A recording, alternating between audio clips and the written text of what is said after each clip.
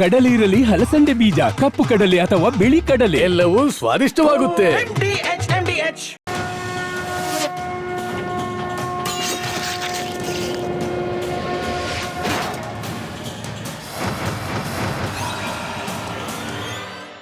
ಮಹಾಭಾರತ ವಿಶೇಷ ಚರ್ಚಾ ಕಾರ್ಯಕ್ರಮಕ್ಕೆ ನಿಮಗೆಲ್ಲರಿಗೂ ಆತ್ಮೀಯ ಸ್ವಾಗತ. ವೀಕ್ಷಕರೇ, ನಾನು ಶ್ರೀಪಾದ್ ಪಾಟೀಲ್. ತಾವೆಲ್ಲ ಗಮನಿಸ್ತಾ ಇದ್ದೀರಿ, ಧರ್ಮಸ್ಥಳದಲ್ಲಿ ತಲೆಬುರುಡೆ ಕೇಸ್ ಯಾವ ಹಂತವನ್ನ ತಲುಪ್ತಾ ಇದೆ ಅಂತ ಹೇಳಿ ಈಗ ನಾನಾ ರೀತಿಯ ಆಯಾಮಗಳಲ್ಲಿ ಚರ್ಚೆ ಆಗಿದೆ, ಆಗ್ತಾನೂ ಇದೆ, ಮುಂದೆ ಆಗಲೂಬಹುದು.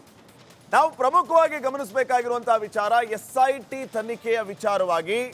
SIT ಫಾರ್ಮ್ ಆಗೋ ಮುಂಚೆ ಯಾವ ರೀತಿಯ ಚರ್ಚೆಗಳಾಗ್ತಾ ಇತ್ತು, ಈಗ ಯಾವ ರೀತಿಯ ಚರ್ಚೆ ಆಗ್ತಾ ಇದೆ. ಇವನ್ SIT ಬಗ್ಗೆಯೂ ಕೂಡ ಅನುಮಾನ ವ್ಯಕ್ತವಾಗುವಂತಹ ಬೆಳವಣಿಗೆಗಳು ಆಗ್ತಾ ಇದೆ. ಬುಸುಕುದಾರಿ ನಡೆಯ ಬಗ್ಗೆ ಅನುಮಾನಗಳು ವ್ಯಕ್ತವಾಗ್ತಾ ಇದೆ. ಸೊ ಈ ತಲೆಬುರುಡೆ ಕೇಸ್ ಕೇವಲ ಬುರುಡೆಯ ಅಥವಾ ಇದಕ್ಕೆ ತಾರ್ಕಿಕ ಅಂತ್ಯ ಇದೆಯಾ? ನಾಳೆ ಮತ್ತೊಬ್ಬ ಸಾಕ್ಷಿದಾರ ಬರ್ತಾನೆ, ನಾನೂ ಹಲವು ಸಾಕ್ಷಿಗಳನ್ನ ಜಾಗಗಳನ್ನ ತೋರಿಸ್ತೀನಿ ಅಂತ ಹೇಳ್ತಾನೆ. ಇದನ್ನ ಪರಿಗಣಿಸೋದಕ್ಕೆ ಅವಕಾಶ ಇದೆಯಾ? ಮತ್ತಷ್ಟು ಜಾಗಗಳನ್ನ ಗುರುತಿಸೋದಕ್ಕೆ ಅನುಮತಿ ಸಿಗಬಹುದಾ? ಇನ್ನ ಈ ರೀತಿಯ ಬೆಳವಣಿಗೆಗಳ ಹಿಂದೆ ಹಲವು ಕುತಂತ್ರ ಷಡ್ಯಂತ್ರಗಳು ನಡೀತಾ ಇದೆ ಅನ್ನುವಂತಹ ಚರ್ಚೆಗಳು ಕೂಡ ಆಗ್ತಾ ಇದೆ. ಆ ಷಡ್ಯಂತ್ರಗಳ ಹಿಂದೆ ತಮಿಳುನಾಡು ಮೂಲದವರೊಬ್ಬರು ಇದ್ದಾರಂತೆ. ಸೊ ಈ ರೀತಿಯ ಎಲ್ಲಾ ಚರ್ಚೆಗಳಾಗ್ತಾ ಇರುವ ಹಿನ್ನೆಲೆ ಧರ್ಮಸ್ಥಳ ಗ್ರಾಮದವರು ನಡೀತಾ ಇರುವಂತಹ ಬೆಳವಣಿಗೆಯ ಬಗ್ಗೆ ಆಕ್ರೋಶವನ್ನ ವ್ಯಕ್ತಪಡಿಸ್ತಾ ಇದ್ದಾರೆ. ಕ್ಷೇತ್ರಕ್ಕೆ ಕಳಂಕ ತರುವ ನಿಟ್ಟಿನಲ್ಲಿ ಹಲವರು ಅನೇಕ ರೀತಿಯ ಪ್ರಯತ್ನಗಳನ್ನ 2013ರಿಂದಲೂ ಮಾಡ್ಕೊಂಡು ಬರ್ತಾ ಇದ್ದಾರೆ. ಸತ್ಯ ಆಚೆ ಬರಲಿ, ಸತ್ಯ ಸಂಘರ್ಷ, ಖಂಡಿತವಾಗಿಯೂ ಸತ್ಯಕ್ಕೆ ಜಯ ಸಿಗುತ್ತೆ ಅನ್ನೋಂಥ ಮಾತುಗಳನ್ನು ಹೇಳ್ತಾ ಇದ್ದಾರೆ. ಸೊ ಈ ಎಲ್ಲ ವಿಚಾರಗಳ ಬಗ್ಗೆನೇ ನಾವು ಉತ್ತರ ಕಂಡುಕೊಳ್ಳುವಂತಹ ವಿಶೇಷ ಚರ್ಚಾ ಕಾರ್ಯಕ್ರಮ ಈ ಮಹಾಭಾರತ ಮಹಾ ಡಿಬೇಟ್. ನಾನು ಶ್ರೀಪಾದ್ ಪಾಟೀಲ್. ಚರ್ಚೆಯನ್ನು ಆರಂಭ ಮಾಡೋದಕ್ಕಿಂತ ಮುಂಚೆ ಒಂದು ಬ್ರೇಕಿಂಗ್ ನ್ಯೂಸ್ ಬರ್ತಾ ಇದೆ. ಆ ಬ್ರೇಕಿಂಗ್ ನ್ಯೂಸ್ ಅನ್ನ ನೋಡೋಣ.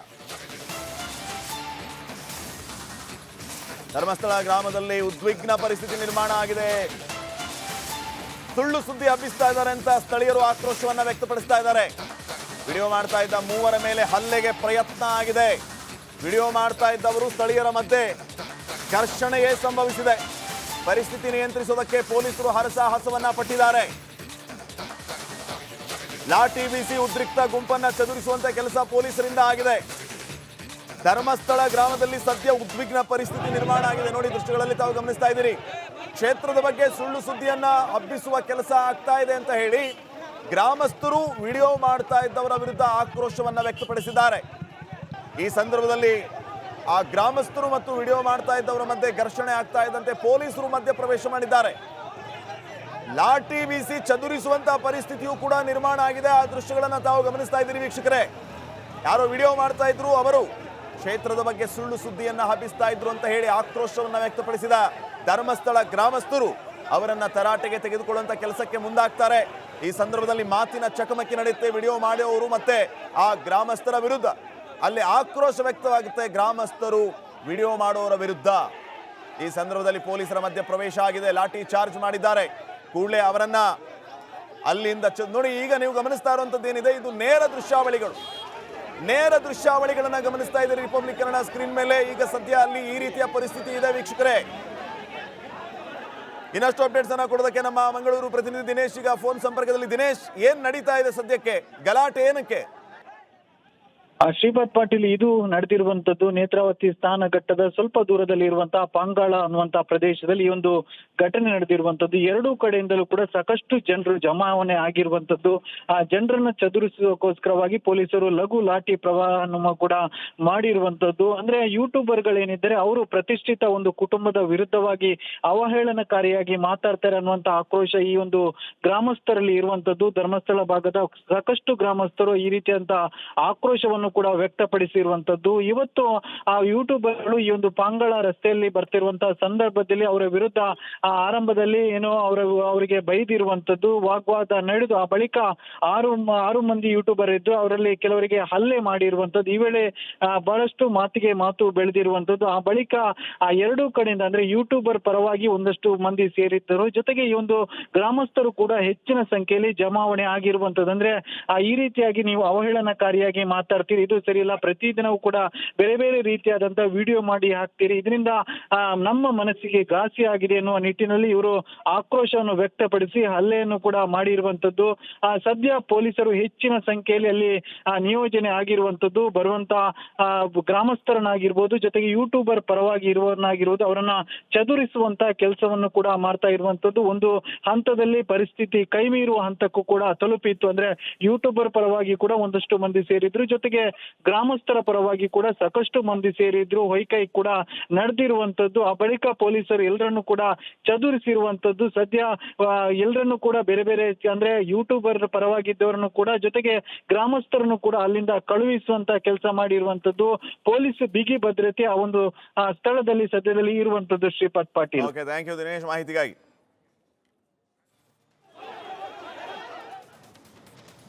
ನಿರ್ಣಾಯಕ ಘಟ್ಟದಲ್ಲಿ ತಲೆಬುರುಡೆ ಕೇಸ್ ಇವತ್ತು ಏನೆಲ್ಲ ಬೆಳವಣಿಗೆ ಆಗಿದೆ ಅನ್ನೋದ್ರ ಬಗ್ಗೆ ನಿಮ್ಮ ರಿಪಬ್ಲಿಕ್ ಕನ್ನಡದಲ್ಲಿ ನಿರಂತರವಾಗಿ ನಾವು ವರದಿಯನ್ನ ಪ್ರಸಾರ ಮಾಡಿದ್ದೇವೆ. ನಿರ್ಣಾಯಕ ಘಟ್ಟದಲ್ಲಿ ತಲೆಬುರುಡೆ ಕೇಸ್ 13ನೇ ಸಮಾಧಿಯಲ್ಲಿ ನಾಳೆ ಶೋಧ ನಡೆಯುತ್ತೆ. ಅಂದ್ರೆ ಗುರುತಿಸಿದಂತಹ ಜಾಗದಲ್ಲಿ ಜೆಸಿಬಿ ಇಲ್ಲ, ಕಾರ್ಮಿಕರಿಂದಲೇ ಭೂಮಿ ಅಗೆಯುವಂತಹ ಕೆಲಸ ಆಗ್ತಾ ಇದೆ. ಧರ್ಮಸ್ಥಳ ಗ್ರಾಮ ಪಂಚಾಯಿತಿ, ನೀರಾವರಿ ಇಲಾಖೆ, ಮೆಸ್ಕಾಂ ಇಲಾಖೆ ಜೊತೆಗೆ SIT ಸಿಬ್ಬಂದಿ ಮಾತುಕತೆ ಕೂಡ ನಡೆಸಿದೆ. ಸೊ ಭೂಮಿಯನ್ನ ಗುರುತು ಮಾಡಿದ ಭೂಮಿಯನ್ನ ಅಗೆಯುವಂತಹ ಕೆಲಸ ಏನಾಗ್ತಾ ಇದೆ ಅಲ್ಲಿ ಈಗ ಸದ್ಯ ಏನೆಲ್ಲ ಪರಿಸ್ಥಿತಿ ಇದೆ, ಏನ್ ನಡೀತಾ ಇದೆ ಅನ್ನೋದ್ರ ಬಗ್ಗೆ ಸಂಪೂರ್ಣ ವರದಿಯನ್ನ ನಾವು ನೀಡ್ತಾ ಇದ್ದೀವಿ.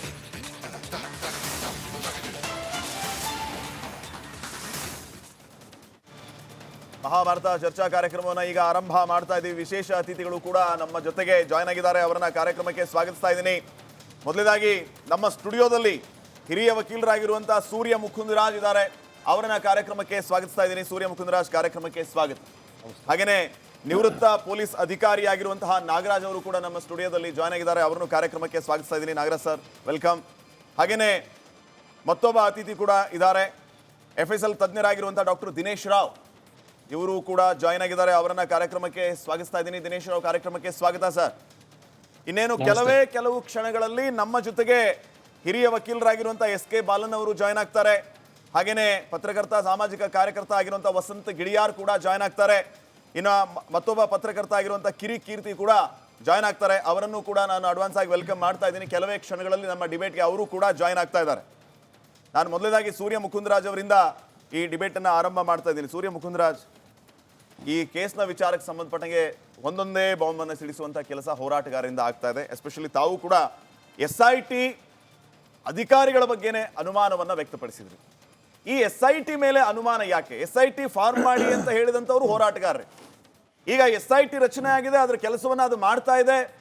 SIT ತನಿಖೆ ಆಗೋವರೆಗೂ ಸಮಾಧಾನ ಇಲ್ಲ, ಸರ್ಟಿಫಿಕೇಟ್ ಕೊಡುವಂಥ ಕೆಲಸ ಆಗ್ತಾ ಇದೆ. ಇದು ಯಾಕೆ? ಈಗ ನಾನು ಬೇರೆಯವ್ರು ಏನು ಮಾತಾಡ್ತಾರೆ ಅನ್ನೋದಕ್ಕೆ ಹೇಳಕ್ಕೆ ಹೋಗಲ್ಲ. ನಾನು ಈ ಕಡೆ ಸೌಜನ್ಯ ಹೋರಾಟ ಪರವಾಗಿ, ಅಂದರೆ ಸೌಜನ್ಯ ಅನ್ಯಾಯ ಆಗಿದೆ, ಸೌಜನ್ಯಕ್ಕೆ ನ್ಯಾಯ ಸಿಗಬೇಕು, ಅದ್ರ ಬಗ್ಗೆ ನಾನು ಅವ್ರ ಜೊತೆಗೆ ಸಹಾನುಭೂತಿ ಇದೆ. ಸೊ ಹಾಗಂತ ಹೇಳ್ಬಿಟ್ಟು ಇನ್ವೆಸ್ಟಿಗೇಷನ್ ಹೀಗೆ ಆಗಬೇಕು, ಪೊಲೀಸ್ನವ್ರು ಮಾಡ್ತಾ ಇದ್ದಾರೆ, ಈಗ ಮಾಡ್ತಾ ಇದ್ದಾರೆ ಅಂತ ಆರೋಪ ಮಾಡುವಂಥದ್ದು ಇದೆಯಲ್ಲ. ಯಾಕೆಂದರೆ ಇನ್ನೂ ಈಗಲೇ ಒಂದು ಅಂತಿಮ ಹಂತಕ್ಕೆ ಬರುವಂಥದ್ದಾಗಲಿ ಅಥವಾ ಪೂರ್ವಾಗ್ರಹ ಪೀಡಿತವಾಗಿ ಮಾತಾಡುವಂಥದ್ದಾಗಲಿ ತಪ್ಪು. ಆ ಕಡೆನೂ ತಪ್ಪು, ಈ ಕಡೆನೂ ತಪ್ಪು. ಸೊ ಈ ಕಡೆ ಇರೋರು ಇದನ್ನು ಆತ ಕಳ್ಳ ಆಗಿದ್ದ, ಹಂಗಾಗಿದ್ದ, ಈ ಥರ ಅಂಥೇಳಿ ಆ ವಿಸಿಲ್ ಬ್ಲೋವರ್ ಅಂದರೆ ಅವನೇ ಸರಿ ಇಲ್ಲ, ಅವನೇ ಏನೇನೋ ಮಾಡ್ಕೊಂಡಿದ್ದ, ನಮ್ಮ ಹತ್ರ ಎಲ್ಲ ದಾಖಲಾತಿಗಳಿದ್ದಾವೆ ಅಂತ ಆತನ ಮೇಲೆ ಆರೋಪ ಮಾಡೋದು ತಪ್ಪು. ಸೊ ಈಗ SIT ರಚನೆ ಆಗಿದೆ, SIT ತನಿಖೆ ಮಾಡ್ತಾಯಿದೆ. ನನ್ನ ಒಂದು ಇದು ನಿನ್ನೆ ತಮ್ಮ ಚಾನೆಲ್ನಲ್ಲೇ ನಾನು ಮೊದಲನೇ ಬಾರಿಗೆ ಮಾತಾಡಿದ್ದು. ಸೊ ನಾನು ಬೆಟ್ಟದಪುರ ಪೊಲೀಸ್ ಠಾಣೆಯಲ್ಲಿ ನಡೆದಂಥ ಒಂದು ಪ್ರಕರಣದ ಬಗ್ಗೆ ನ್ಯಾಯಾಲಯ ಏನಂತ ಹೇಳಿದೆ, ಮೈಸೂರಿನ ಸೆಷನ್ಸ್ ನ್ಯಾಯಾಲಯ ಆ 4 ಜನ ಅಧಿಕಾರಿಗಳು, ಅಂದರೆ IPS ಅಧಿಕಾರಿ ದಯಾಮ ಮತ್ತು BG ಪ್ರಕಾಶು ಮತ್ತು ಇನ್ನು 3 ಜನ ಅಧಿಕಾರಿಗಳು ಮಾಡಿರೋವಂಥ ಒಂದು ಎಡವಟ್ಟಿನಿಂದಾಗಿ 2 ವರ್ಷಗಳ ಕಾಲ ಒಬ್ಬ ವ್ಯಕ್ತಿ ಜೈಲು ವಾಸ ಅನುಭವಿಸೋ ರೀತಿ ಆಯಿತು. ಆ ವ್ಯಕ್ತಿಗೆ ಆಗಿರುವಂಥ ಅನ್ಯಾಯದ ಪರವಾಗಿ ಆತನ ಅನ್ಯಾಯಕ್ಕೆ ಏನು ಪರಿಹಾರ ಕೊಡಬೇಕು ಅದಕ್ಕೆ ಪೊಲೀಸ್ ಇಲಾಖೆ ತನಿಖೆಯನ್ನು ಮಾಡಬೇಕು ಇವ್ರು 4 ಜನರ ವಿರುದ್ಧ ಅಂತೇಳಿ ಸೆಷನ್ಸ್ ನ್ಯಾಯಾಲಯ ಆದೇಶ ಕೊಟ್ಟಿದೆ.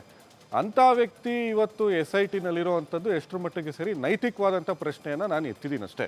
ಸೊ ದಯಾಮ ಅವರು ಎಷ್ಟರ ಮಟ್ಟಿಗೆ ಇನ್ನು ಡಿಪಾರ್ಟ್ಮೆಂಟಲ್ ಎನ್ಕ್ವೈರಿಯನ್ನು ಎದುರಿಸ್ಬೇಕಾಗಿರುವಂಥ ವ್ಯಕ್ತಿ, ಆ ತೀರ್ಪು ಬಂದು 2 ತಿಂಗಳಾಗಿದೆ, ಅಂಥವ್ರನ್ನ DG ಪೊಲೀಸ್ ಮಹಾನಿರ್ದೇಶಕರು SITಗೆ ಹಾಕಿರೋವಂಥದ್ರ ಬಗ್ಗೆ ಒಂದು ಪ್ರಶ್ನಾರ್ಥಕವಾಗಿ ನನ್ನ ಒಂದು ಅಬ್ಜೆಕ್ಷನ್ ಇದೆ. ಸೊ ಅದನ್ನು ಹೊರತುಪಡಿಸಿ ಈಗ ಮೊಹಂತಿಯವರಾಗಿರ್ಬೋದು ಮತ್ತು ಅನುಚೇತ್ ಅವರಾಗಿರ್ಬೋದು ಅವರ ತನಿಖೆ ಬಗ್ಗೆ ಅವರ ಟ್ರ್ಯಾಕ್ ರೆಕಾರ್ಡ್ ಬಗ್ಗೆ ಯಾವುದೇ ದಯಾ ಮೇಲೆ ಗೂಬೆ ಕೂರಿಸುವಂತ ವಿಚಾರವೇ ಪೂರ್ವಾಗ್ರಹ ಪೀಡಿತ ಅಂತ ಅನಿಸ್ತಿಲ್ವ ನಿಮ್ಗೆ? ಗೂಬೆ ನಾನೆಲ್ಲಿ ಕೂರಿಸ್ತಾ ಇದ್ದೀನಿ? ನಿಮ್ಮ ನ್ಯಾಯಾಲಯ ತೀರ್ಪು ಕೊಟ್ಟಿರೋದು ಗೂಬೆ ಕೂರಿಸಿದೆ ಅಂತನಾ? ನಿಮಗೆ ಪೊಲೀಸ್ ಇಲಾಖೆಗೆ ಬುದ್ಧಿ ಇಲ್ವಾ? ಯಾವ SIT ನ ಯಾಕೆ ಮಾಡಿದ್ದೀರಾ ನೀವು? SIT ಮಾಡಿರೋದು ಸಮರ್ಥವಾಗಿ ತನಿಖೆ ಮಾಡುವಂಥ ಟ್ರ್ಯಾಕ್ ರೆಕಾರ್ಡ್ ಇರುವಂಥ ವ್ಯಕ್ತಿಗಳನ್ನ ಹಾಕಬೇಕು ಅಂತ.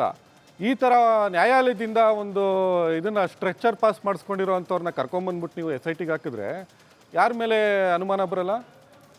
SIT ಆಗಿರುವಂಥದ್ದು DG ಅವ್ರ ವಿವೇಚನೆಗೆ ಬಿಟ್ಟಿರುವಂಥದ್ದು. ಪೊಲೀಸ್ ಇಲಾಖೆ ಇವರ SIT ಅನ್ನ ರಚನೆ ಮಾಡ್ಬೇಕಾದ್ರೆ ಆಯ್ಕೆ ಮಾಡ್ಬೇಕಾದ್ರೆ ಅಲ್ಲಿ ಬರುವಂತ ಅಧಿಕಾರಿಗಳ ಹಿನ್ನೆಲೆಯನ್ನ ಪರಿಶೀಲನೆ ಮಾಡಿ ಹಾಕ್ಬೇಕು.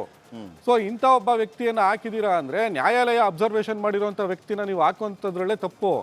ಅದನ್ನ ಹೊರತುಪಡಿಸಿ ನೀವು ತನಿಖೆ ಬಗ್ಗೆ ಅಥವಾ ಬುರುಡೆ ಸಿಗ್ತಾ ಇದೆಯಾ, ಇನ್ನೊಂದು ಸಿಗ್ತಾ ಇದೆಯಾ, ಮತ್ತೊಂದು ಸಿಗ್ತಾ ಇದೆ, ಅದು ಬೇರೆ ವಿಚಾರ. ಸೊ ಇಲ್ಲಿ ನೀವು SIT ಫಾರ್ಮೇಷನ್ ಅಲ್ಲಿ ಇದೊಂದು ಎಡವಟ್ಟಾಗಿದೆ. ಆತ ಅಲ್ಲಿ ಬಂದ ಮೇಲೆ ಏನು ಮಾಡ್ತಿದ್ದಾರೆ ಅನ್ನೋದು ನನಗೆ ಗೊತ್ತಿಲ್ಲ, ನಿಮಗೂ ಗೊತ್ತಿಲ್ಲ. ಯಾಕೆ ಅಂದರೆ SIT ಅಧಿಕಾರಿಗಳು ಯಾರು ಕೂಡ ಬಂದು ನಾವು ಈ ರೀತಿ ತನಿಖೆ ಮಾಡಿದ್ದೀವಿ, ಈ ರೀತಿ ಸಿಗ್ತಾ ಇದೆ ಅಂತ ಅವರು ಪ್ರೆಸ್ ನೋಟ್ ರಿಲೀಸ್ ಮಾಡಿಲ್ಲ, ಅವರು ಮಾಧ್ಯಮಗಳಿಗೆ ಹೇಳಿಕೆ ಕೊಟ್ಟಿಲ್ಲ, ಅಥವಾ ಹಿರಿಯ ಅಧಿಕಾರಿಗಳು ಯಾರು ಬಂದು ತನಿಖೆಯ ಪ್ರಗತಿಯ ಬಗ್ಗೆ ಯಾರ ಜೊತೆನೂ ವಿಚಾರವನ್ನು ಹಂಚ್ಕೊಂಡಿಲ್ಲ. ದಯಾಮ ಅವ್ರ ಬಗ್ಗೆ ಇಂಥದ್ದೊಂದು ಕಷ್ಟ ಇದು ಏನು ಇನ್ವೆಸ್ಟಿಗೇಷನ್ ಮಾಡಬೇಕು, ಅವ್ರು ಮಾಡಿರುವಂಥ ಆ ಅಸ್ಥಿಪಂಜರವನ್ನು ಜೀವಂತವಾಗಿರುವಂಥ ಮಹಿಳೆ ಜೊತೆಗೆ ಹೋಲಿಕೆ ಮಾಡಿ ಒಬ್ಬನ್ನ ಅಮಾಯಕನನ್ನು ಜೈಲಿಗೆ ಕಳಿಸಿರುವಂಥದ್ದು ಇದೆಯಲ್ಲ, ಆ ಅಸ್ಥಿಪಂಜರ ಯಾರ್ದಾಗಾದ್ರೆ ಈ ಮಲ್ಲಿಗೆ ಎದ್ದು ಬಂದಲ್ಲ, ಅದಕ್ಕೆ ಏನಂತ ಉತ್ತರ ಕೊಡ್ತಾರೆ? ಯಾವ ರೀತಿ ಇವರು ಇನ್ವೆಸ್ಟಿಗೇಷನ್ ಅನ್ನ ಮಾಡಿದ್ದಾರೆ? ಸೊ ಇವೆಲ್ಲ ಪ್ರಶ್ನೆಗಳಿದಾವೆ. ಸೊ ಇಲ್ಲೂ ಕೂಡ ನೀವು ಅಸ್ಥಿಪಂಜರದ ಬಗ್ಗೆನೇ ತನಿಖೆ ಮಾಡ್ತಿರೋದು. ಇಂಥ ವ್ಯಕ್ತಿಯಿಂದ ಅದನ್ನ ಸಾಧ್ಯ ಆಗುತ್ತಾ ತನಿಖೆ ಮಾಡೋದಕ್ಕೆ ನಮ್ಮ ಪ್ರಶ್ನೆ. ಇದರ ಬಗ್ಗೆ ಪ್ರಶ್ನೆಗಳಿದೆ ಸೂರ್ಯ ಮುಕುಂದರಾಜ್ ನಿಮ್ಮನ್ನ ಕೇಳೋದಕ್ಕೆ. ಈಗ ಇನ್ನಿಬ್ಬರು ಅತಿಥಿಗಳು ಜಾಯ್ನ್ ಆಗಿದ್ದಾರೆ, ಅವರನ್ನು ಕೂಡ ನಾನು ಸ್ವಾಗತಿಸ್ತಾ ಇದ್ದೀನಿ. ಹಿರಿಯ ವಕೀಲರಾಗಿರುವಂತಹ SK ಬಾಲನ್ ಅವರು ನಮ್ಮ ಈ ಕಾರ್ಯಕ್ರಮದಲ್ಲಿ ಭಾಗಿಯಾಗಿದ್ದಾರೆ. ಬಾಲನ್ ಸರ್, ತಮಗೆ ಸ್ವಾಗತ ಮತ್ತೊಮ್ಮೆ.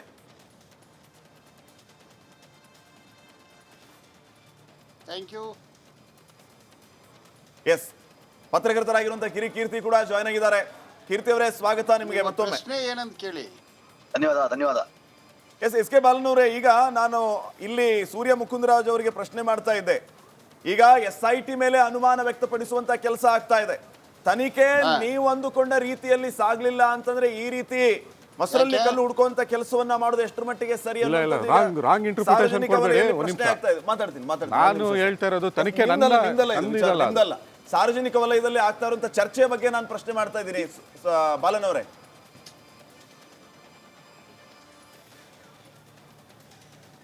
ಈಗ ಓಕೆ ಪ್ರಶ್ನೆ, SIT ರಚನೆ ಮಾಡಿದರೆ ಆಫೀಸರ್ಗಳಿಗೂ ತನಿಖೆ ಅಂದರೆ ಏನಂತ ಗೊತ್ತಿದೆ. ಇದು ಬರೀ SIT ಅಲ್ಲ, ಇದು ಒಂದು ಸಿಸ್ಟಮ್, ಇದು ಒಂದು ವ್ಯವಸ್ಥೆ.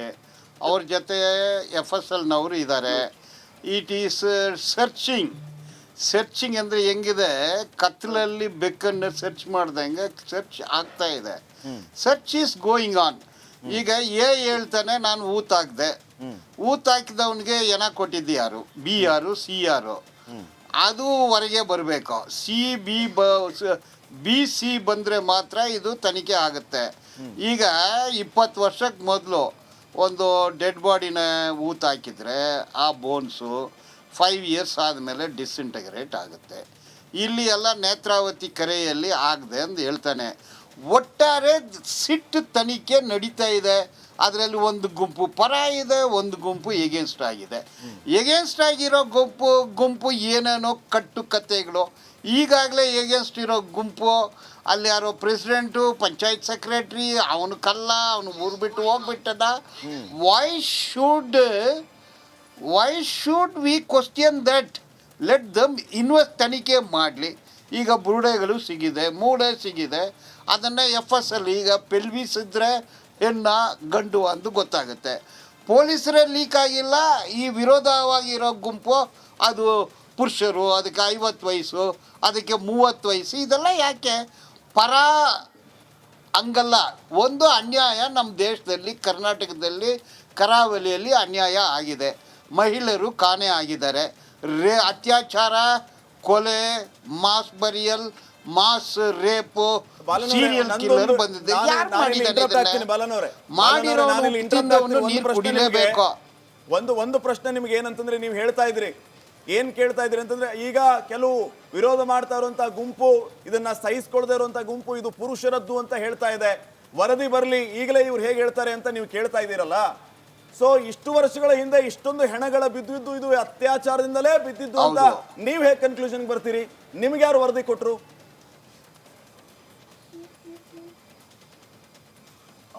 ಈಗ ಅದೇ ಇದು ಕೌಂಟರು. ಈಗ ಈಗ ಸೌಜನ್ಯ ಏನು ಕೊಲೆ ಆಗಿಲ್ವಾ? ಅವಳು ರೇಪ್ ಆಗಿಲ್ವಾ? ಅವರು expert opinion rape and murder ಅಂತ ಕೊಟ್ಟಿಲ್ವಾ? ಅನನ್ಯ ಭಟ್ಟು ಏನಾದ್ಲು? ಇದನ್ನ ತನಿಖೆ ಮಾಡಬೇಕು. ತನಿಖೆಗೆ ಯಾಕೆ ಅಡ್ಡ ಬರ್ತೀರಾ ನೀವು? SIT ರಚನೆ ಮಾಡಿದ್ರೆ ಎಲ್ಲರಿಗೂ ಏನೋ ಎಲ್ಲೋ ಮೆಣಸಿನಕಾಯಿ ಇಟ್ಟಂಗೆ ಬರುತ್ತೆ. ಮೆಣಸಿನಕಾಯಿ ಇಟ್ಟಿದ್ದಾರೆ, ತನಿಖೆ ನಡೀಲಿ ಬಿಡಿ. ಅದನ್ನ ಅವ್ರು ಸರಿ ಇಲ್ಲ, ಇವ್ರು ಸರಿ ಇಲ್ಲ, ಇದು ಹಿಂಗಾಗ್ತಾ ಇದೆ. ಏನು ಮೀಡಿಯಾ ಟ್ರಯಲ್? ವಿರೋಧ ಯಾಕೆ ಮಾಡ್ತೀರಾ ನೀವು? ನೀವು ವಿರೋಧ ಮಾಡ್ತೀರಾ ಅನ್ನೋದ್ರಿಂದ ಏನೋ ಇದರಲ್ಲಿ ಮರೆಮಾಚಿ ಮಾಡ್ತಾ ಇದ್ದೀರಾ ಚರ್ಚೆಗಳು ಜೊತೆಗೆ ಪರ ವಿರೋಧದ ವಿಚಾರಗಳ ಬಗ್ಗೆ ಮೀಡಿಯಾ ಟ್ರಯಲ್ ಅಲ್ಲ, ಇದು ಒಂದು ಗುಂಪು ಟ್ರಯಲ್ ಮಾಡ್ತಾ ಇದ್ದೀರಾ ನೀವು. ಗುಂಪು ಟ್ರಯಲ್ ಯಾಕೆ ದಾರಿ ತಪ್ಪಿಸ್ತೀರಾ ನೀವು? ಕಾನೂನು ತನ್ನ ಕೆಲಸ ಮಾಡಬೇಕು. ಕಾನೂನಿಗೆ ಮರ್ಯಾದೆ ಕೊಡಬೇಕು. ಪ್ರತಿಯೊಬ್ಬರು ಕಾನೂನಿಗೆ ಮರ್ಯಾದೆ ಕೊಟ್ಟು ಏನ್ ನಡೀತಾ ಇದೆ ಗೌಡಿಸ್ಬೇಕು. ತಪ್ಪಾದ್ರೆ ಇದು ತಪ್ಪಂತ ಹೇಳ್ಬೇಕು. ಎಲ್ಲ ಹೂಗೆ ಮಾಡ್ಕೊಂಡು SIT ಸರಿ ಇಲ್ಲ, ಇವರು ಸರಿ ಇಲ್ಲ, ಸೌಜನ್ಯ ಸತ್ತಿಲ್ಲ, ಪದ್ಮಲತಾ ಸತ್ತಿಲ್ಲ, ಯಾರು ಕಾಣೆ ಆಗಿಲ್ಲ, ಅದ್ರಲ್ಲಿ ಏನು ಇಲ್ಲ, ತಲೆಬುರುಡೆ ಇಲ್ಲ, ಮೂಳೆ ಇಲ್ಲ. ಇದೆಲ್ಲ ಎಲ್ಲಿಂದ ಬರ್ತಾ ಇದೆ? ಯಾಕೆ ಇದೆಲ್ಲ? ಒಂದು ನಿಮಿಷ ಬಾಲನವರು, ಒಂದು ನಿಮಿಷ ಬರ್ತೀನಿ. ಕೀರ್ತಿ ಏನೋ ಮಾತಾಡ್ತಾ ಇದ್ದಾರೆ. ಎಸ್ ಕೀರ್ತಿ. ಅಲ್ಲ ಸರ್, ಇವ್ರು ಮಾತಾಡ್ತಾರೆ ಕಾನೂನು ಬರೋವರೆಗೂ ಕಾಯ್ಬೇಕು ಅಂದ್ರೆ ಅತ್ಯಾಚಾರ ಆಗೋಗಿದೆ, ಅಷ್ಟು ಜನರು ರೇಪ್ ಆಗಿದೆ, ಇವ್ರೇನ್ ಮಾತಾಡ್ತಾರೆ? ಇವ್ರಿಗೆ ಯಾವ ಕಾನೂನು ಅಪ್ಲೈ ಆಗಲ್ವಾ? ಸೌಜನ್ಯ ಅತ್ಯಾಚಾರ ಆಗಿದೆ ಅಂತಾನೆ ಬುರುಡೆಗಳೆಲ್ಲ ಬಂದಿದೆ ಆಕಾಶದಿಂದ ಬಂತ.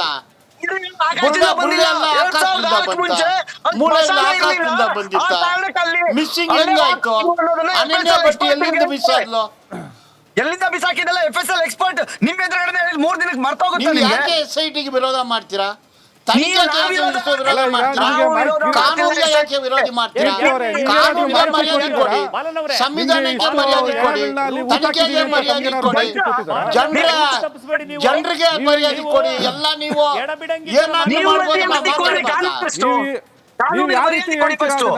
ನಿಮ್ಮ ಹತ್ರ ಮಾಹಿತಿ ಇದೆಯಾ? ಧರ್ಮಸ್ಥಳದಲ್ಲಿ ಹೆಣ ಊತಾಕೋದಕ್ಕೆ ಪರ್ಮಿಷನ್ ಕೊಟ್ಟಿದ್ರು ಅಂತ. ಮೀಸಲು ಅರಣ್ಯ ಪ್ರದೇಶದಲ್ಲಿ ಹೇಗ್ರಿ ಹೆಣ ಊತಾಕ್ತಾರೆ? ಗ್ರಾಮ ಪಂಚಾಯತ್ ಬುದ್ಧಿ ಇಲ್ವಾ? ಅವ್ನು ಹೇಳಿದ್ದಲ್ಲ,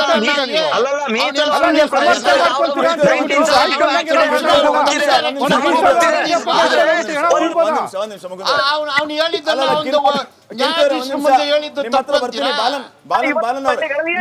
ಈ ಗುಂಪುಗಳು ತನಿಖೆಗೆ ಯಾಕೆ ವಿರೋಧ ಮಾಡ್ತೀರಾ ಅಂದ್ರೆ ನಿಮ್ಮಲ್ಲಿ ಏನೋ ತನಿಖೆ ಯಾರು ವಿರೋಧ ತನಿಖೆ ಆದ್ರೆ ನೀವು ಒಂದು ತೀರ್ಮಾನಕ್ಕೆ ಬರಬೇಡಿ ಅಂತ ಹೇಳ್ತಾ ಇದ್ದೀನಿ.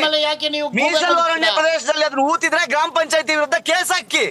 ಗ್ರಾಮ ಪಂಚಾಯತಿ ವಿರುದ್ಧ ಕೇಸ್ ಹಾಕಿ. ಹೆಂಗಪ್ಪ ನೀವು ಗ್ರಾಮ ಪಂಚಾಯತಿ ಏನ್ ಕೆಲಸ? ಗ್ರಾಮ ಪಂಚಾಯತಿ ಕೆಲಸ ಗ್ರಾಮ ಪಂಚಾಯತಿ ಅವರೇ ಮಾಡಿರೋದು. ಅಧ್ಯಕ್ಷ ಗ್ರಾಮ ಪಂಚಾಯತಿ ಏನ್ ಬಂತು? ಗ್ರಾಮ ಪಂಚಾಯತಿ ಗ್ರಾಮ ಪಂಚಾಯತಿ ಗ್ರಾಮ ಪಂಚಾಯತಿ ಗ್ರಾಮ ಪಂಚಾಯತಿ ಅವರು ಉತ್ತರ ಕೊಡ್ತಾರೆ. ಅವ್ರ ಹತ್ರ ಉತ್ತರ ಕೇಳಿ. ಅವ್ರು ಕೇಳಿದ್ದಾರೆ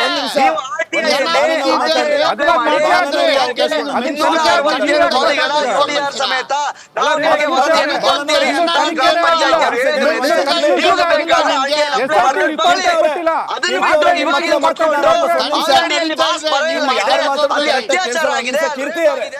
ಕೀರ್ತಿ ಅವರೇ, ನಿಮಗೆ ಸಮಯ ಕೊಡ್ತೀನಿ. ಒಂದ್ ನಿಮಿಷ ಬಾಲನ್ ಅವ್ರು ಮಾತಾಡ್ಲಿ. ಒಂದ್ ನಿಮಿಷ. ಕೀರ್ತಿ ನಿಮಗೆ ಒಂದ್ ನಿಮಿಷ ಟೈಮ್ ಕೊಡ್ತೀನಿ. ಬಾಲನ್ ಅವ್ರು ನನ್ನ ಪ್ರಶ್ನೆ ಮಾತಾಡ್ತಾರ ನೋಡಿ ಅವರು. ಒಂದ್ ನಿಮಿಷ ಬಾಲನ್ ಅವ್ರು, ನಿಮಗ್ ಸಮಯ ಕೊಡ್ತಿದ್ದೀನಿ.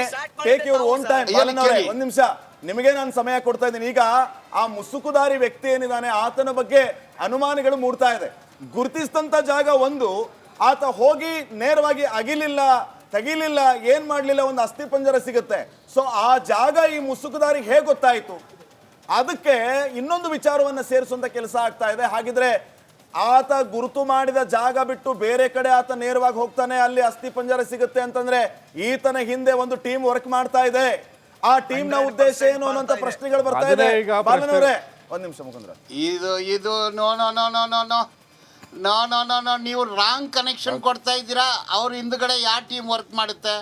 ಅವನು ಸ್ಕ್ಯಾವೆಂಜರ್ ವರ್ಕ್ ಮಾಡಿರೋನು, ಅವನು ಧರ್ಮಸ್ಥಳ ಟ್ರಸ್ಟ್ ಸ್ಟಾಫು, ಅವನು ಓಡೋಗಿ 15 ವರ್ಷ ಆಗಿದೆ. ಅವನ ಬಗ್ಗೆ ನೀವು ಏನು ಕ್ರಮ ಜರುಗಿಸಿಲ್ಲ. ಈಗ ಬಣ್ಣ ಹಚ್ತಾ ಇದ್ದೀರಾ.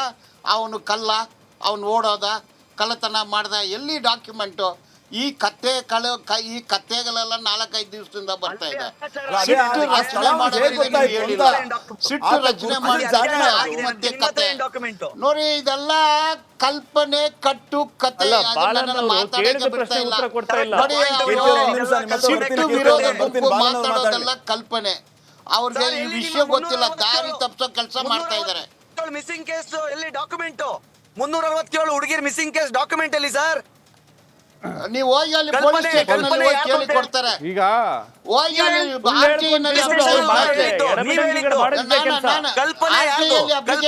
ಕೊಡ್ತಾರೆ. ತಗೊಳ್ಳಿ ಕಲ್ಪನೆ. ನಿಮಗೆ ಬಾಯಿಗೆ ಬಂದಂಗೆ ಬೇಕಾದ ಮಾತಾಡ್ತೀರಾ, ಕಲ್ಪಿಸ್ಕೊಂಡು ಮಾತಾಡ್ತೀರಾ, ಅಪ್ಲಿಕೇಶನ್ ಹಾಕಿ. ಕಲ್ಪನೆ ಎಲ್ಲ ಕೀರ್ತಿ ಅವರೇ, ಈಗ 15 ವರ್ಷದಿಂದ ಮಿಸ್ಸಿಂಗ್ ಆಗಿರುವಂತದ್ದು ಎಷ್ಟು ಜನ ಅಲ್ಲಿ ಆತ್ಮಹತ್ಯೆ ಮಾಡ್ಕೊಂಡಿದ್ದಾರೆ, ಎಷ್ಟು ಜನ ಮಹಿಳೆಯರು ಆತ್ಮಹತ್ಯೆ ಆಗಿದ್ದಾರೆ, ಮಾಹಿತಿ ಕೊಡಿ ಅಂತ ಕೇಳಿದೆ. ಮಹಿಳಾ ಆಯೋಗ ಕೇಳಿದೆ, ಕೊಡ್ಲಿ ಅಂತ ಡಾಕ್ಯುಮೆಂಟ್ ನ ಪೊಲೀಸ್ ಅಲ್ಲಿ ಅತ್ಯಾಚಾರನೇ ಆಗಿಲ್ಲ ಅಂತ ಹೇಳ್ತಿರಲ್ಲ, ಅದ್ಯಾಕೆ ಹೇಳ್ತೀರಾ? ನಿಮ್ಮ ಹತ್ರ ಸಾಕ್ಷಿ ಇದೆಯಾ ಕೀರ್ತಿ ಅವರೇ? ನೀವು ಸಾಕ್ಷಿ ಇಟ್ಕೊಂಡಿದ್ದೀರಾ? ನಿಮ್ಮ ಹತ್ರ ಸಾಕ್ಷಿ ಇದೆಯಾ? ನೀವು ಸಾಕ್ಷಿ ಇದೆಯಾ? ಹಂಗಾದ್ರೆ ಸಿಕ್ಕಿರುವಂತ ಸಾಕ್ಷಿ ಇದೆಯಾ? ಆ ಸಿಕ್ಕಿರುವಂತ ಅಸ್ಥಿ ಪಂಜರ ಯಾರು ಸಾಕ್ಷಿ ಇದೆಯಾ? 367 ಸಾಕ್ಷಿಯಲ್ಲಿದೆ. ಸಾಕ್ಷಿ ಇದೆಯಾ ನಿಮ್ಮ ಹತ್ರ? ಒಂದ್ ನಿಮಿಷ ಬರ್ತೀನಿ ನಿಮ್ಮ ಹತ್ರ. ನೀವು ಇವಾಗ FSL ಬರ್ಲಿ, ಅದು ಅಷ್ಟೊಳಗೆ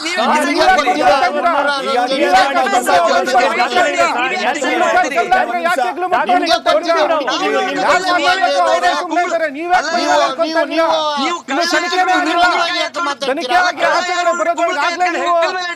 ಆಗ್ಲೇ ನೀವು ಅಲ್ಲಿ ಏನೋ ಆಗೇ ಇಲ್ಲ, ಅತ್ಯಾಚಾರ ನಡೆದೇ ಇಲ್ಲ, ಯಾರು ಮಿಸ್ಸಿಂಗ್ ಆಗೇ ಇಲ್ಲ ಅಂತ ನೀವೇ ಹೇಳ್ತೀರಾ?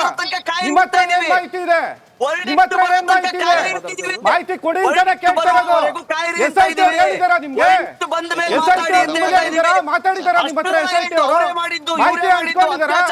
ಯಾಕೆ ನೀವು ಬಾಯ್ ಬಿಡ್ಕೊಂತೀರಾ? ಪದೇ ಬಂದ್ಬಿಟ್ಟು ಈ ತರ ಸುಳ್ಳುಗಳು ಹೇಳ್ತಿರಲ್ಲ, ಯಾಕೆ ಸುಳ್ಳು ಹೇಳ್ತಾ ಇದೀರಾ ನೀವು? ನಿಮ್ಮ ವಸಂತ ಗಿಳಿಯಾರು ಸುಳ್ಳು ಹೇಳೋದು.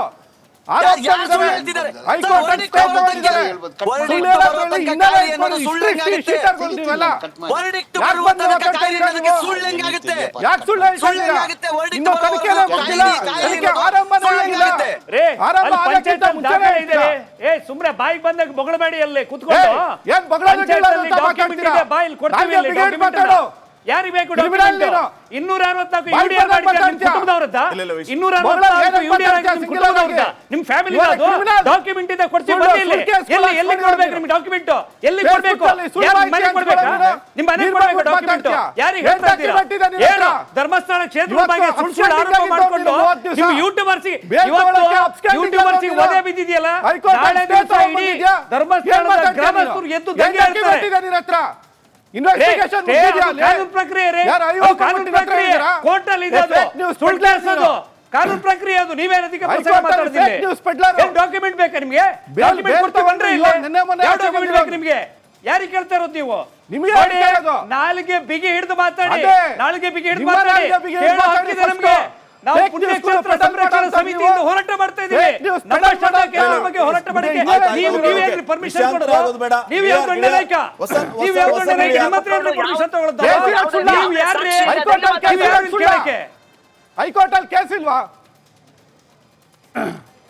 ಹೈಕೋರ್ಟ್ ಅಲ್ಲಿ ಕೇಸ್ 50 ಕೇಸ್ ಇದಾರೆ. ಹೈಕೋರ್ಟ್ ಅಲ್ಲಿ ಕೇಸ್ 50 ಕೇಸ್ ಅದೇ ನಿಮ್ಮ ಮೇಲೆ ಕೇಸ್ ಇಲ್ವಾ? ನಿಮ್ಮ ಮೇಲೆ ಕೇಸ್ ಇಲ್ವಾ? ಬರೀ ಸುಳ್ಳು ಕೇಸ್ಗಳು ಹಾಕೋದು. ಇಲ್ಲಿ ಕೇಳಿ ನೋಡಿ, ಧರ್ಮಸ್ಥಳದ ವಿಷಯ ಪೂರ್ತಿ ತನಿಖೆ ಮಾಡ್ತಾ ಇದ್ದೀರಿ ನೀವು. ಎಡಬಿಡಂಗಿಗಳು ಬಂದ್ರೆ ಹೊಡೆದು ಕಳಿಸ್ತಾರೆ ಇಲ್ಲಿಂದ. ತನಿಖೆ ಆಗಕ್ಕಿಂತ ಮುಂಚೆ ಸಂರಕ್ಷಣಾ ಸಮಿತಿಯಿಂದ ನಿಮಗೆ ಹೊಡೆದು ಕಳಿಸ್ತೀವಿ ನಾವು. ಹೊಡೆದ ರೌಡಿಗಳೇನ್ರಿ ನೀವು? ಏನು ಏನ್ ಹೊಡೆದ್ ಏನ್ ಕಳ್ಸೋದು? ಅನ್ಕೊಂಡಿದ್ದೀರಾ ನೀವು? ಏನ್ ಏನ್ ಅನ್ಕೊಂಡಿದ್ದೀರಿ? ನೀವು ಹಗಲು ರಾತ್ರಿ ಮೀಡಿಯಾದಲ್ಲಿ ಕೂತ್ಕೊಂಡು ಯೂಟ್ಯೂಬ್ ಅಲ್ಲಿ ಕೂತ್ಕೊಂಡು ಬೊಗಳ್ತಾ ಹೋಗ್ಬೋದಲ್ವಾ? ಯಾರ ಮೇಲೆ ಬೇಕಾದ್ರೂ ದಾಳಿ ಮಾಡ್ಬೋದಲ್ವಾ ನೀವು? ಯಾವ ದೇವಸ್ಥಾನದ ಬಗ್ಗೆ ಬೇಕಾದ್ರೂ ಮಾತಾಡ್ಬೋದಾ ನೀವು? ಏನ್ ಅನ್ಕೊಂಡಿದ್ದೀರಿ ನೀವು? 15 ವರ್ಷದ ಮಿಸ್ಸಿಂಗ್ ಪ್ರಕರಣಗಳ ಡಾಕ್ಯುಮೆಂಟ್ ಕೊಡ್ತೀವಿ ಬರ್ರಿ, ಡಾಕ್ಯುಮೆಂಟ್ ಕೊಡ್ತೀವಿ ಬನ್ನಿ. ನಿಮಗೆ ಬೇಕು ನೋಡಿ ಸ್ವಾಮಿ, ನಿಮಗೆ ಬೇಕು ಡಾಕ್ಯುಮೆಂಟ್ ಕೊಡ್ತೀವಿ ಬನ್ನಿ, ಡಾಕ್ಯುಮೆಂಟ್ ಕೊಡ್ತೀವಿ. ಏನು ಒಂದ್ರ ತಕ್ಷಣ ಹೆದರ್ಕೋತಾರೆ ಇಲ್ಲಿ? ಏನು ಹೇಳಿದ್ರಿ ನೀವು? ಏನ್ ಬೇಕಾದ್ರೂ ಮಾತಾಡ್ಬೋದಾ ನೀವು? ಅಲ್ವೇ? ಒಂದು ನೋಡಿ, ನನ್ನ ಮೇಲೆ ಪ್ರಕರಣ, ಅದು ಕೋರ್ಟಲ್ಲಿದೆ ಪ್ರಕರಣ, ಅದನ್ನ ಅದೇ ಪ್ರಸಂಗ ಮಾತಾಡೋದು. ಮುಸುಕುದಾರಿಯ ಹಿಂದೆ ಒಂದು ಟೀಮ್ ಇವರಿಬ್ರೇ ಇರೋದು ಮುಸುಕುದಾರಿಯ ಹಿಂದೆ ಇರೋದು. ಮುಸುಕುದಾರಿಯ ಹಿಂದೆ ಒಂದು ಇವ್ರೇ ಟೀಮ್ ಕೆಲಸ ಹೇಳಿರ್ತಾರೆ ಮಾಡ್ತಾ ಇದೆ ಅಂತ ಇಂಥ ನಿಮಗೆ ಊಟ ಅನಿಸ್ತಾ ಇದೆಯಾ? ಕೀರ್ತಿ ಕೂತ್ಕೊಂಡು ನೆಗ್ದು ಹೋಗ್ಬೇಡಿ ಸುಮ್ಮನೆ. ಪ್ರಾಪರ್ ಆಗಿ ಮಾತಾಡಿ. 11 ಹೆಂಗಾಯ್ತು? 11 ಆದ್ಮೇಲೆ 12 ಯಾಕೆ ಹೋಗ್ಲಿಲ್ಲ? 13 ಯಾಕೆ ಹೋಗ್ಲಿಲ್ಲ? 11 ಎ 11 ಬಿ 11 ಸಿ ಹೇಳ್ಕೊಟ್ಟವ್ರು ಯಾರು? ಮುಸುಕುದ ಒಬ್ಬನೇ ಆಗಿದ್ರೆ ಫಸ್ಟ್ ಗೆ ಮಾರ್ಕ್ ಮಾಡ್ತಾ ಇದ್ದ, ಯಾಕೆ ಮಾರ್ಕ್ ಮಾಡಿಲ್ಲ?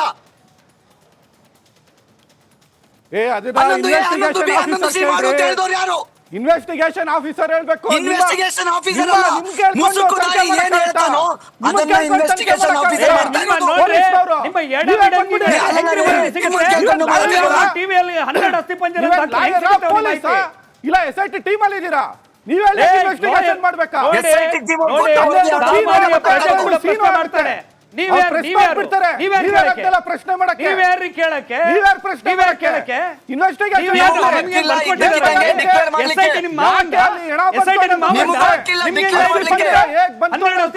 ನೀವ್ ಹೆಂಗ್ ಹೇಳ್ತೀರಿ? ಅಸ್ಥಿ ಪಂಜರ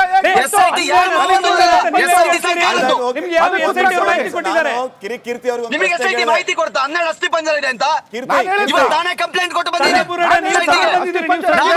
ಕೊಟ್ಟು ಬಂದಿದ್ದೀನಿ SIT ಗೆ. ಸುಳ್ಳು ಸುಳ್ಳು ಮಾಹಿತಿ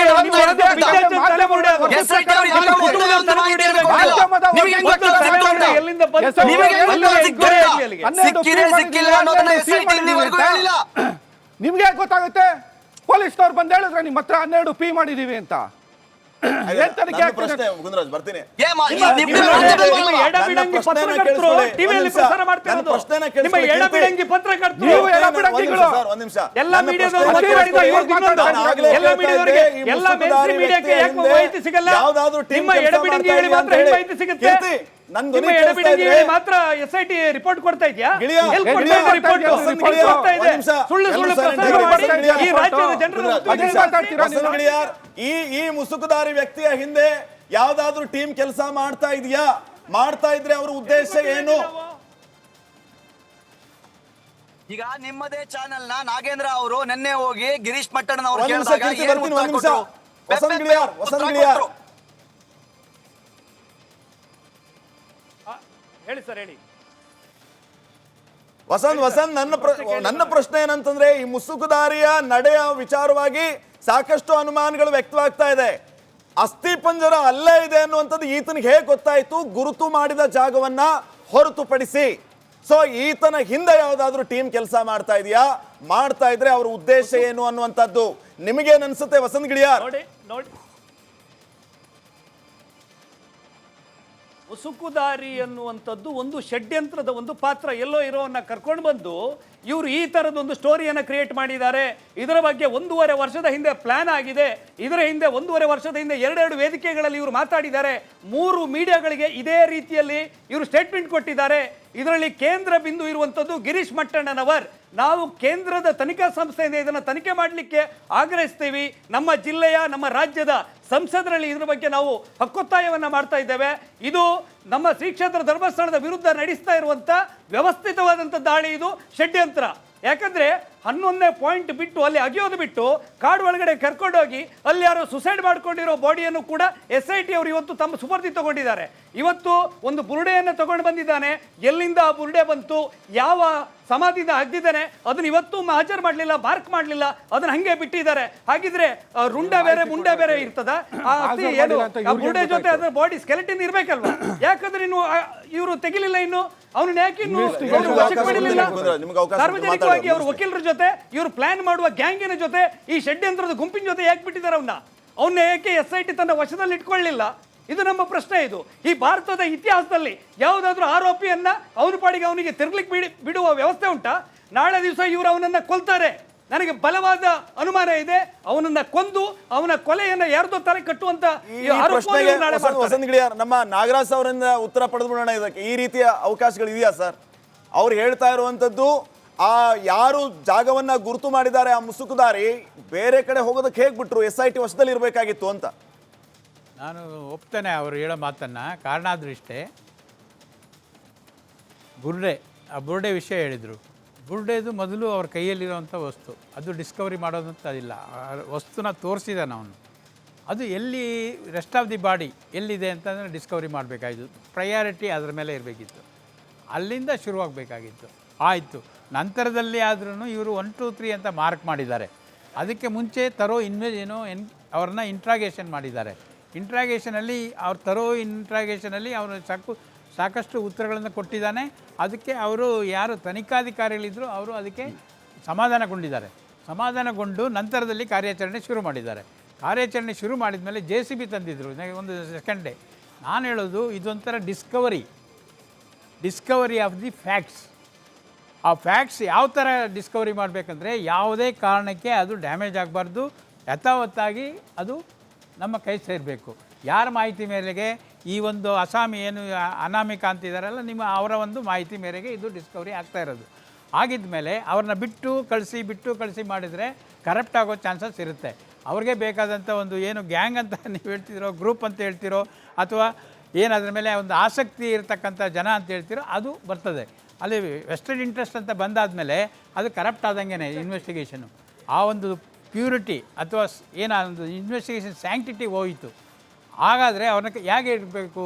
ನೀವೊಂದು ಸೇಫ್ ಕಸ್ಟಡಿಯಲ್ಲಿ ಇಟ್ಕೊಳ್ಳಿ, ಅಥವಾ ಯಾರಾದರೂ ಅವ್ರ ಕಸ್ಟಡಿ ಅಂತ ತಗೊಂಡು ಅದರ ಒಂದು ಯಾರು ಒಂದು ನಿಮ್ಮ ಒಂದು ಕಮಿಟಿ ಅಂತ ಮಾಡಿ ಇಟ್ಕೊಳ್ಳಿ.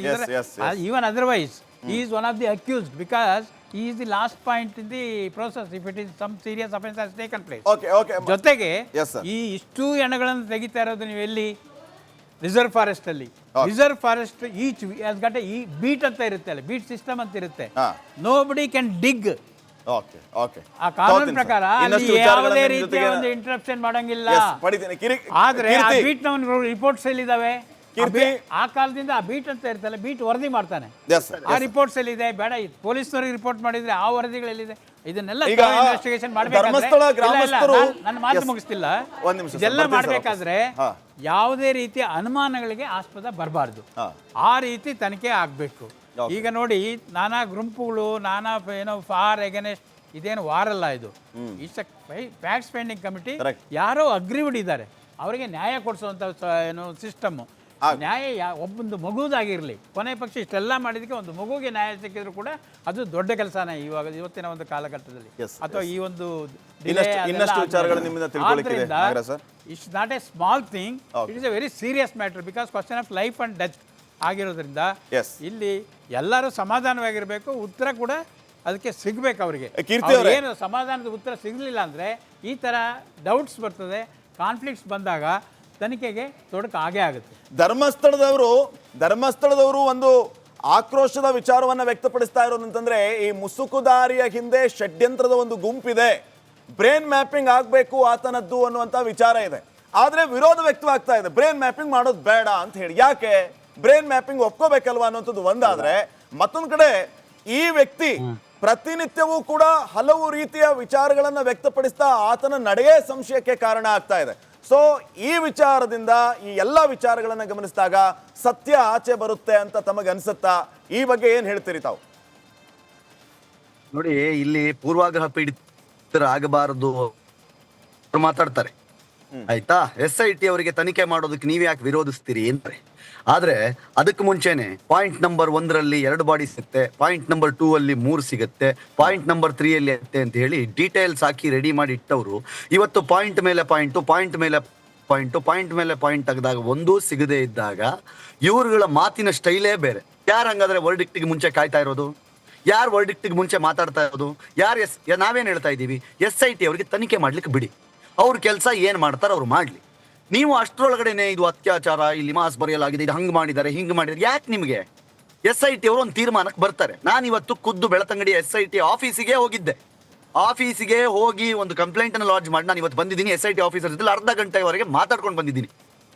ಮಾತಾಡ್ಕೊಂಡ್ ಬಂದಿದ್ದೀನಿ. ಯಾವುದೇ ಮಾಹಿತಿಯನ್ನ ನಾವು ಹೊರಗಡೆ ಕೊಡ್ತಿಲ್ಲ, ಯಾವ ಮಾಹಿತಿಯನ್ನು ನಾವು ಸೋರಿಕೆ ಮಾಡ್ತಾ ಇಲ್ಲ, ನಮ್ ಕೆಲಸ ನಾವು ಮಾಡ್ತಾ ಇದೀವಿ, ಹೊರಗಡೆ ಏನ್ ಕೇಳ್ತಿದೀರಿ ಅದೆಲ್ಲ ಸುಳ್ಳು ಅನ್ನುವ ಅರ್ಥದಲ್ಲಿ ಅವ್ರು ಮಾತಾಡಿದಾಗ ಇಲ್ಲಿ ಕುತ್ಕೊಂಡು ಇವತ್ತು 6 ಬುಲ್ಡೆ ಸಿಕ್ತಂತೆ, ನಾಳೆ ಕೆಂಪು ಸೀರೆ ಸಿಕ್ತಂತೆ, ಹಳದಿ ರವಿಕೆ ಸಿಕ್ತಂತೆ, ಡೆಬಿಟ್ ಕಾರ್ಡ್ ಸಿಕ್ತಂತೆ, ಅದು ಯಾರೋ ಮುಂಚೆ ಸೂಸೈಡ್ ಮಾಡ್ಕೊಂಡಿದ್ರಂತೆ ಅವ್ರದಂತೆ. ಏನ್ ಇವರೆಲ್ಲ ಇಲ್ಲಿ ಕುತ್ಕೊಂಡು ವರ್ಡಿಕ್ಟ್ ಕೊಡಕ್ಕೆ ಏನ್ ಇವರೆಲ್ಲ ನ್ಯಾಯಾಧೀಶರ? ಅವ್ರಿಗೆ ಇಷ್ಟ ಬಂದಾಗ ಮಾತಾಡೋದು, ಇಷ್ಟ ಬಂದಾಗ ಹೇಳೋದು, ಆಮೇಲೆ ಹೇಳೋದು ಐಟಿ ತನಿಖೆಗೆ ಇವರು ಅಡ್ಡಿಪಡಿಸ್ತಾ ಇದ್ದಾರೆ. ಯಾರು ಅಡ್ಡಿಪಡಿಸ್ತಾ ಇದ್ದಾರೆ? ಯಾರು ಅಡ್ಡಿಪಡಿಸ್ತಾ ಇದ್ದಾರೆ ಇವ್ರಿಗೆ? SIT ಅವ್ರು ತನಿಖೆ ಮಾಡ್ಲಿ ಅಂತ ಹೇಳ್ತಾ ಇರೋದು ನಾವು. ಕೇಳ್ತಾ ಇರೋದಷ್ಟೇ. ನೀವು ಹೇಗೆ ಹೇಳ್ತೀರಿ ತೀರ್ಪು ವರದಿ ಬರೋಕ್ಕಿಂತ ಮುಂಚೆ ಅಂತ? ನಾನು ಹೇಳ್ತಾ ಇಲ್ಲ. ನಾನು ನಿನ್ನೆನೂ ಕೂಡ ಇದನ್ನೇ ಸ್ಪಷ್ಟಪಡಿಸಿರೋದು. ನಾನಲ್ಲಿ ಆ ಥರ ಸಿಗ್ತಾ ಇದೆ, ಈ ಥರ ಸಿಗ್ತಾ ಇದೆ ಅಂತ SITನವ್ರು ಹೇಳಿಲ್ಲ, ಮಾಧ್ಯಮ ಪ್ರಕಟಣೆ ಕೊಟ್ಟಿಲ್ಲ. ತನಿಖೆ ಇದೇ ರೀತಿ ಆಗ್ತಾ ಇದೆ ಅಂತ ಯಾರು ಬಂದ್ಬಿಟ್ಟು ತನಿಖೆಯ ಪ್ರಗತಿಯ ಬಗ್ಗೆ ಯಾರ ಮುಂದೆನೂ ಮಾತಾಡಿಲ್ಲ. ಇದನ್ನ ನೀವೇ ಊಹೆ ಮಾಡ್ಕೊಳ್ಳೋದು. ಅಲ್ಲಿ ವಸಂತ್ ಗಿಳಿಯಾರು ಈಗ ನೀವು ಹೇಳಿದ್ರಲ್ಲ, ಇದರಿಂದ ಯಾರೋ ಇರ್ಬೋದಾ, ಅವನ ಹಿಂದೆ ಯಾರೋ ಷಡ್ಯಂತ್ರ ಮಾಡ್ತಾ ಇರ್ಬೋದಾ, ನಿಮ್ಗೆ ಏನ್ ಮಾಹಿತಿ ಸಿಕ್ತು? ಆ ಥರದ ಇರ್ರಿ ಒಂದ್ ನಿಮಿಷ. ಆ ಥರದ್ದು ಈಗ ಕೀರ್ತಿ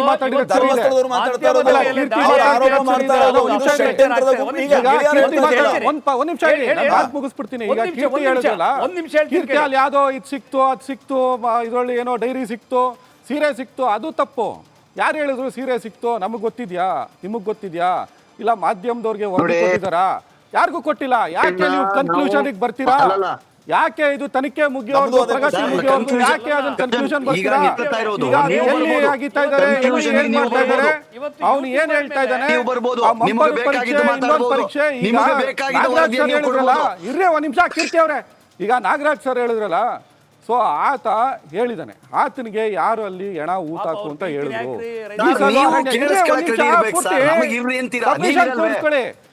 ಆ ಎಣ ಊತಾಕಕ್ಕೆ ಆತನಿಗೆ ಡೈರೆಕ್ಷನ್ ಕೊಟ್ಟವ್ರು ಯಾರು? ಆ ಮೀಸಲು ಅರಣ್ಯ ಪ್ರದೇಶದಲ್ಲಿ ಬೀಟ್ ಇರ್ತದೆ, ಬೀಟ್ ಅವರು ಇದನ್ನ ಅಬ್ಸರ್ವ್ ಮಾಡಿಲ್ವಾ? ಗ್ರಾಮ ಪಂಚಾಯತಿಯವರು ಅಲ್ಲಿ ಬಂದಿರೋ ಅಂತ UDR ರೆಕಾರ್ಡ್ನ ಮೇಂಟೈನ್ ಮಾಡಿದಾರ? ಅಲ್ಲಿ ನಾಪತ್ತೆ ಆಗಿರುವಂಥ ಪ್ರಕರಣಗಳ ಬಗ್ಗೆ ವರದಿ ಪುಸ್ತಕ ಇಟ್ಕೊಂಡಿದಾರ? ಈ 2013ರಿಂದ ಇತ್ತೀಚೆಗೆ CC ಕ್ಯಾಮ್ರಾಗಳು ಯಾಕೆ ಹಾಕ್ಸಿಲ್ಲ? ಧರ್ಮಸ್ಥಳದಲ್ಲಿ ಈ ಪಾಯಿಂಟ್ ಅಲ್ಲಿ ಆತ್ಮಹತ್ಯೆ ಮಾಡ್ಕೊಂತಾರೆ ಅಂತ ಗೊತ್ತಿದ್ದು ಯಾಕೆ ಅಲ್ಲಿ ಸೆಕ್ಯೂರಿಟಿನ ನೇಮಕ ಮಾಡಿಲ್ಲ? ಈ ತರ ಪ್ರಶ್ನೆಗಳು ಇದಾವಲ್ಲ, ಇದಕ್ಕೆ ಯಾರು ಉತ್ತರ ಕೊಡ್ತಾರೆ? ಯಾಕೆ ಅಲ್ಲಿ ಇದನ್ನ ಸೆಕ್ಯೂರಿಟಿ ಗಾರ್ಡ್ ಹಾಕಿಲ್ಲ? ಯಾಕೆ ಬಂಗ್ಲೆಗುಡ್ಡೆನಲ್ಲಿ ಸೆಕ್ಯೂರಿಟಿ ಗಾರ್ಡ್ ಹಾಕಿಲ್ಲ? ಯಾಕೆ ಅಲ್ಲಿ CC ಕ್ಯಾಮೆರಾ ಹಾಕಿಲ್ಲ? ಈ ಪ್ರಶ್ನೆಗಳಿಗೆ ಇದು ಸಾಮಾನ್ಯ ಜನ ಕೇಳುವಂತ ಪ್ರಶ್ನೆ, ಕಾನೂನಾತ್ಮಕವಾದಂತ ಪ್ರಶ್ನೆ. ನಿಮ್ಮ ಭಾವನೆಗಳು ವರ್ಕೌಟ್ ಆಗಲ್ಲ.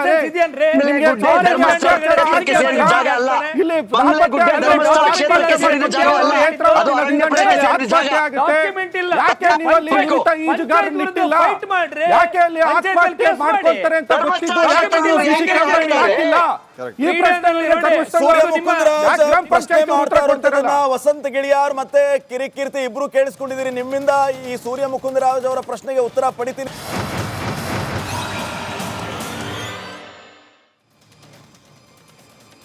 Welcome back.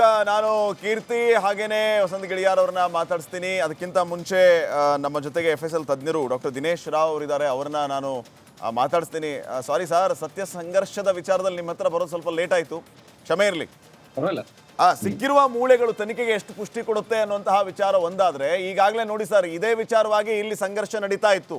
ವರದಿ ಬರೋದಕ್ಕಿಂತ ಮುಂಚೆ ಮಹಿಳೆಯದ್ದೇ ತಲೆಬುರುಡೆ ಅತ್ಯಾಚಾರ ಆಗಿತ್ತು ಅಂತ ನೀವು ಹೇಗೆ ಹೇಳ್ತೀರಿ ಅಂತ ಒಂದಾದ್ರೆ, ಅಲ್ಲಿ ಸಿಕ್ಕಿರುವಂಥದ್ದು ಪುರುಷರದು ಅಂತ ಮತ್ತೊಂದು ಗುಂಪು, ಅದನ್ನು ಹೇಗೆ ಹೇಳ್ತೀರಿ ಅಂತ ಇವರು. ಸೊ ಈಗ ಸಿಕ್ಕಿರುವಂಥ ಮೂಳೆಗಳು, ಈ ಮೂಳೆಗಳಿಂದ ಈ ಕೇಸ್ಗೆ ಯಾವ ರೀತಿಯ ಟ್ವಿಸ್ಟ್ ಸಿಗುತ್ತೆ ಅಂದರೆ, ಇದು ಮಹಿಳೆಯದ್ದ, ಇದು ಪುರುಷನದ್ದ, ಎಷ್ಟು ವರ್ಷ, ಕಾಸ್ ಆಫ್ ಡೆತ್, ಇವೆಲ್ಲವೂ ಕೂಡ ಹೇಗೆ ಗೊತ್ತಾಗುತ್ತೆ? ಇದು ಸವಾಲಾಗತ್ತಾ ಸರ್? ಅಲ್ಲ ನೋಡಿ, ಫಸ್ಟ್ ನಾವು ಒಂದು ತಿಳ್ಕೊಳ್ಬೇಕು ದಟ್ ಏನಂದ್ರೆ, ಈಗೇನು ಅನಾಮಿಕ ವ್ಯಕ್ತಿ ಅವನೇನ್ ತೋರಿಸ್ತಾ ಇದ್ದಾನೆ, ಆ ಜಾಗಗಳಲ್ಲೆಲ್ಲ ಎಕ್ಸುಮೇಷನ್ ಏನ್ ನಡೀತಾ ಇದೆ, ದ ಪ್ರೋಸೆಸ್ ನಡೀತಾ ಇದೆ. ಆ ಪ್ರೋಸೆಸ್ ನಡೆದು ಯಾವ ಗ್ರೇವ್ ನಲ್ಲಿ ಯಾವ ರಿಮೇನ್ಸ್ ತಗೊಂಡಿದ್ದಾರೆ, ಆ ರಿಮೇನ್ಸ್ ಅಂದ್ರೆ ಸ್ಕೆಲಿಟಲ್ ರಿಮೇನ್ಸ್, ಅದರಿಂದ ಇದು ಗಂಡು ಹೆಣ್ಣು, ಇದ್ರ ವಯಸ್ಸೆಷ್ಟು, ಏನಾದ್ರೂ ಇದ್ರ ಮೇಲೆ ಗಾಯಗಳಾಗಿದೆಯಾ, ಇದರಿಂದ ಸಾವು ಹೇಗಾಗಿದೆ ಅಂತ ನಾವು ಕಂಡುಹಿಡಿಬಹುದಾ, ಇಲ್ಲ ಇದ್ರದ್ದು DNA ಸ್ಯಾಂಪಲ್ ಕೊಡ್ಲಿಕ್ಕೆ ಆಗುತ್ತಾ ಇಲ್ವಾ? So all this things depend on ಯಾವ ಬೋನ್ ಸಿಕ್ಕಿದೆ, ಆಮೇಲೆ ಯಾವ ಗ್ರೇವ್ ನಲ್ಲಿ ಸಿಕ್ಕಿದೆ. ಅಂಡ್ ಒನ್ ಥಿಂಗ್ ನಾವು ಅರ್ಥಕೋಬೇಕು, the investigation is not complete. It's not complete. ಈಗ ಏನಂದ್ರೆ, the speculation surrounding this whole exhumation process ಇಂದ ಕನ್ಫ್ಯೂಷನ್ ಆಗಿದೆ. ಸೊ ಯಾಕೆ ಇದು ಆಗ್ತಾ ಇದೆ ಅಂದ್ರೆ, the SIT has kept the people blank ಆಗಿಟ್ಟಿದೆ. I think that is what is they have failed in the public relationship process. ಅಂದ್ರೆ they should brief what is happening. ಅವ್ರು ನೋಡಿ ಫೈಂಡಿಂಗ್ಸು ಇನ್ವೆಸ್ಟಿಗೇಷನ್ ಆಸ್ಪೆಕ್ಟ್ಸು ಬ್ರೀಫ್ ಮಾಡೋ ಅವಶ್ಯಕತೆ ಇಲ್ಲ. At least to avoid confusions, they can give daily briefing, ಇಲ್ಲ ಒಂದು press release, ಈ ತರ ಏನಾದರೂ ಒಂದು ಕೊಡ್ಬೋದು. But one thing is a fact, investigation complete ಆಗಿಲ್ಲ ಈ ಸಮಯದಲ್ಲಿ. Without knowing what is the type of bones, it is very difficult to comment. And at the same time ಈಗ ಈ ಪ್ರೋಸೆಸ್ ನ ಕಂಪ್ಲೀಟ್ ಮಾಡ್ಲಿಕ್ಕೆ ಬಿಡ್ಬೇಕು. ಬಟ್ ಈ ಹಂತದಲ್ಲಿ ಒಂದು ಹೇಳಲಿಕ್ಕೆ ಇಷ್ಟಪಡ್ತೀನಿ, ಇದೇನ್ ಗ್ರೇವ್ ತೋರಿಸ್ತಾ ಇದಾರಲ್ಲ, ಆ ಗ್ರೇವ್ ತೋರಿಸ್ತಾ ಇರೋದು is it unidentified grave or recognise grave or mark grave ಅಂತೀವಿ. ಅಂದ್ರೆ ಇದಕ್ಕೆ ಏನಾದ್ರೂ ದಾಖಲಾತಿ ಇದೆಯಾ? ದಾಖಲಾತಿ ಏನಾದ್ರೂ ಈ ಪಂಚಾಯತ್ ಹತ್ರ ಇವ್ರು ತೋರಿಸಿರೋ ಜಾಗದ ದಾಖಲಾತಿ ಇದ್ರೆ then exhumation is not required. Because ಏನಕ್ಕೋಸ್ಕರ ದಫನ್ ಮಾಡಿದ್ದಾರೆ ಅಂತ ಅದರಲ್ಲಿ ರುಜುವಾತಾಗಿರುತ್ತೆ. ಅಂಟಿಲ್ ಅಂಡ್ ಅನ್ಲೆಸ್ ಅವರ ಅದರ ಮೇಲೆ ಅನುಮಾನ ಬಂದ್ರೆ they can go for the exhumation. That is one part. Second part is, ಇವ್ರೇನು ಊತ ಹಾಕಿದ್ದಾರೆ ಅಂತ ಹೇಳ್ತಿದಾರಲ್ಲ, ಆ ಊತ ಹಾಕಿರತಕ್ಕಂಥವ್ರಿಗೆ ಎಲ್ಲಿ ಊತ ಹಾಕಿದ್ದೀನಿ, ಏನ್ ಊತ ಹಾಕಿದ್ದೀನಿ ಅಂತ ಅವ್ರದೇ ಆದ interpretation may be true, may not be true. But ಇವ್ರಿಗೆ ಬಾಡಿ ಕೊಟ್ಟಿದ್ದಾರೆ ನೋಡಿ, ಅವ್ರಿಗೆ ಯಾರ್ದು ಬಾಡಿ ಕೊಟ್ಟಿದ್ದಾರೆ, ಎಲ್ಲಿ ಊತ ಹಾಕಿದ್ದಾರೆ ಅದನ್ನು ಮಾಹಿತಿ ಇರುತ್ತೆ. ಅವ್ರಿಗೆ ಯಾಕೆ ಇವ್ರ ತನಿಖೆಗೆ ಒಳಪಡಿಸ್ತಿಲ್ಲ? ಇಲ್ಲ, ಇವ್ರಿಗಿಬ್ರು ಸೇರ್ಬಿಟ್ಟು they can identify the grave. ಈ ತರನು ಒಂದು ಪ್ರೋಸೆಸ್ ಮಾಡ್ಬೋದು, so that to expedite the process. ಆಮೇಲೆ ಇನ್ನೊಂದು ಆಸ್ಪೆಕ್ಟ್ ಏನಂತ ಹೇಳಲಿಕ್ಕೆ ಇಷ್ಟಪಡ್ತೀನಿ ಅಂದ್ರೆ, she is telling about more than 300 bodies. ಈ ಇಂತ ಇದ್ದಾಗ ಡಿಫ್ರೆಂಟ್ ಯೂನಿಟ್ಸ್ ಇಲ್ಲಾಂದ್ರೆ ಈ ಪ್ರೋಸೆಸ್ ಅಲ್ಲಿ ಹೋದ್ರೆ 6 ತಿಂಗಳಾಗತ್ತೆ. ಸೊ ಇದನ್ನ ಅವಾಯ್ಡ್ ಮಾಡ್ಲಿಕ್ಕೆ let them have different units and more panel of doctors. The panel of doctors has to be defined by the court or the SIT. So ಇವರು ಬೇರೆ ಬೇರೆ ಹಂತಗಳಲ್ಲಿ ಅವರು ಬೇರೆ ಬೇರೆ ಜಾಗದಲ್ಲಿ ಏನ್ ಮಾರ್ಕ್ ಮಾಡ್ತಾನೆ ಆ ಜಾಗಗಳಲ್ಲಿ they should start simultaneous exhumation process. So that ಹೀಗೆ ಮಾಡಿದ್ರು for 350 bodies what they are quoting, it will take nearly around some 2 to 3 months. But ಇದೆಲ್ಲ ಮಾಡ್ದಲೆ ಒಂದೊಂದೇ without briefing the public, this speculations is going to happen and this is going to cause a serious deterrence in the whole exhumation or investigation process. Fine. Thank you Dinesh sir. ಸಾಕಷ್ಟು ವಿಚಾರಗಳ ಬಗ್ಗೆ ನಮ್ಮ ಜೊತೆಗೆ ಮುಕ್ತವಾಗಿ ವಿಚಾರಗಳನ್ನು ಹಂಚ್ಕೊಂಡ್ರಿ. Thank you very much. Nagaraj sir, ನಾನು ನಿಮ್ಮನ್ನು ಪ್ರಶ್ನೆ ಮಾಡ್ಬೇಕೇನಂತಂದರೆ, ಈ ತನಿಖೆಯನ್ನು ತಾವು ಗಮನಿಸ್ತಾ ಇದ್ದೀರಿ, ಯಾವ ರೀತಿ ಹಂತಗಳನ್ನು ತಲುಪ್ತಾ ಇದೆ ಅಂತ ಹೇಳಿ. ಮತ್ತೊಬ್ಬ ಸಾಕ್ಷಿದಾರ ಬರ್ತಾರೆ, ನಾನು ಮತ್ತಷ್ಟು ಜಗಳನ್ನ ತೋರಿಸ್ತೀನಿ ಅಂತ ಹೇಳುವಂಥದ್ದು. ಈಗಾಗಲೇ ಇರುವಂಥ ಮುಸುಕುದಾರಿ ಜೊತೆಗೆ ನಾನು ಹಲವು ಸಾಕ್ಷಿಗಳನ್ನು ಹೇಳ್ತೀನಿ ಅಂತ ಹೇಳುವಂಥದ್ದು. ಈಗ ನಾಳೆ ಒಬ್ರು, ನಾಡಿದ್ದು ಇನ್ನೊಂದಿಬ್ರು, ಈ ರೀತಿ ಬರುವಂಥವರನ್ನ ಪರಿಗಣಿಸಬಹುದಾ?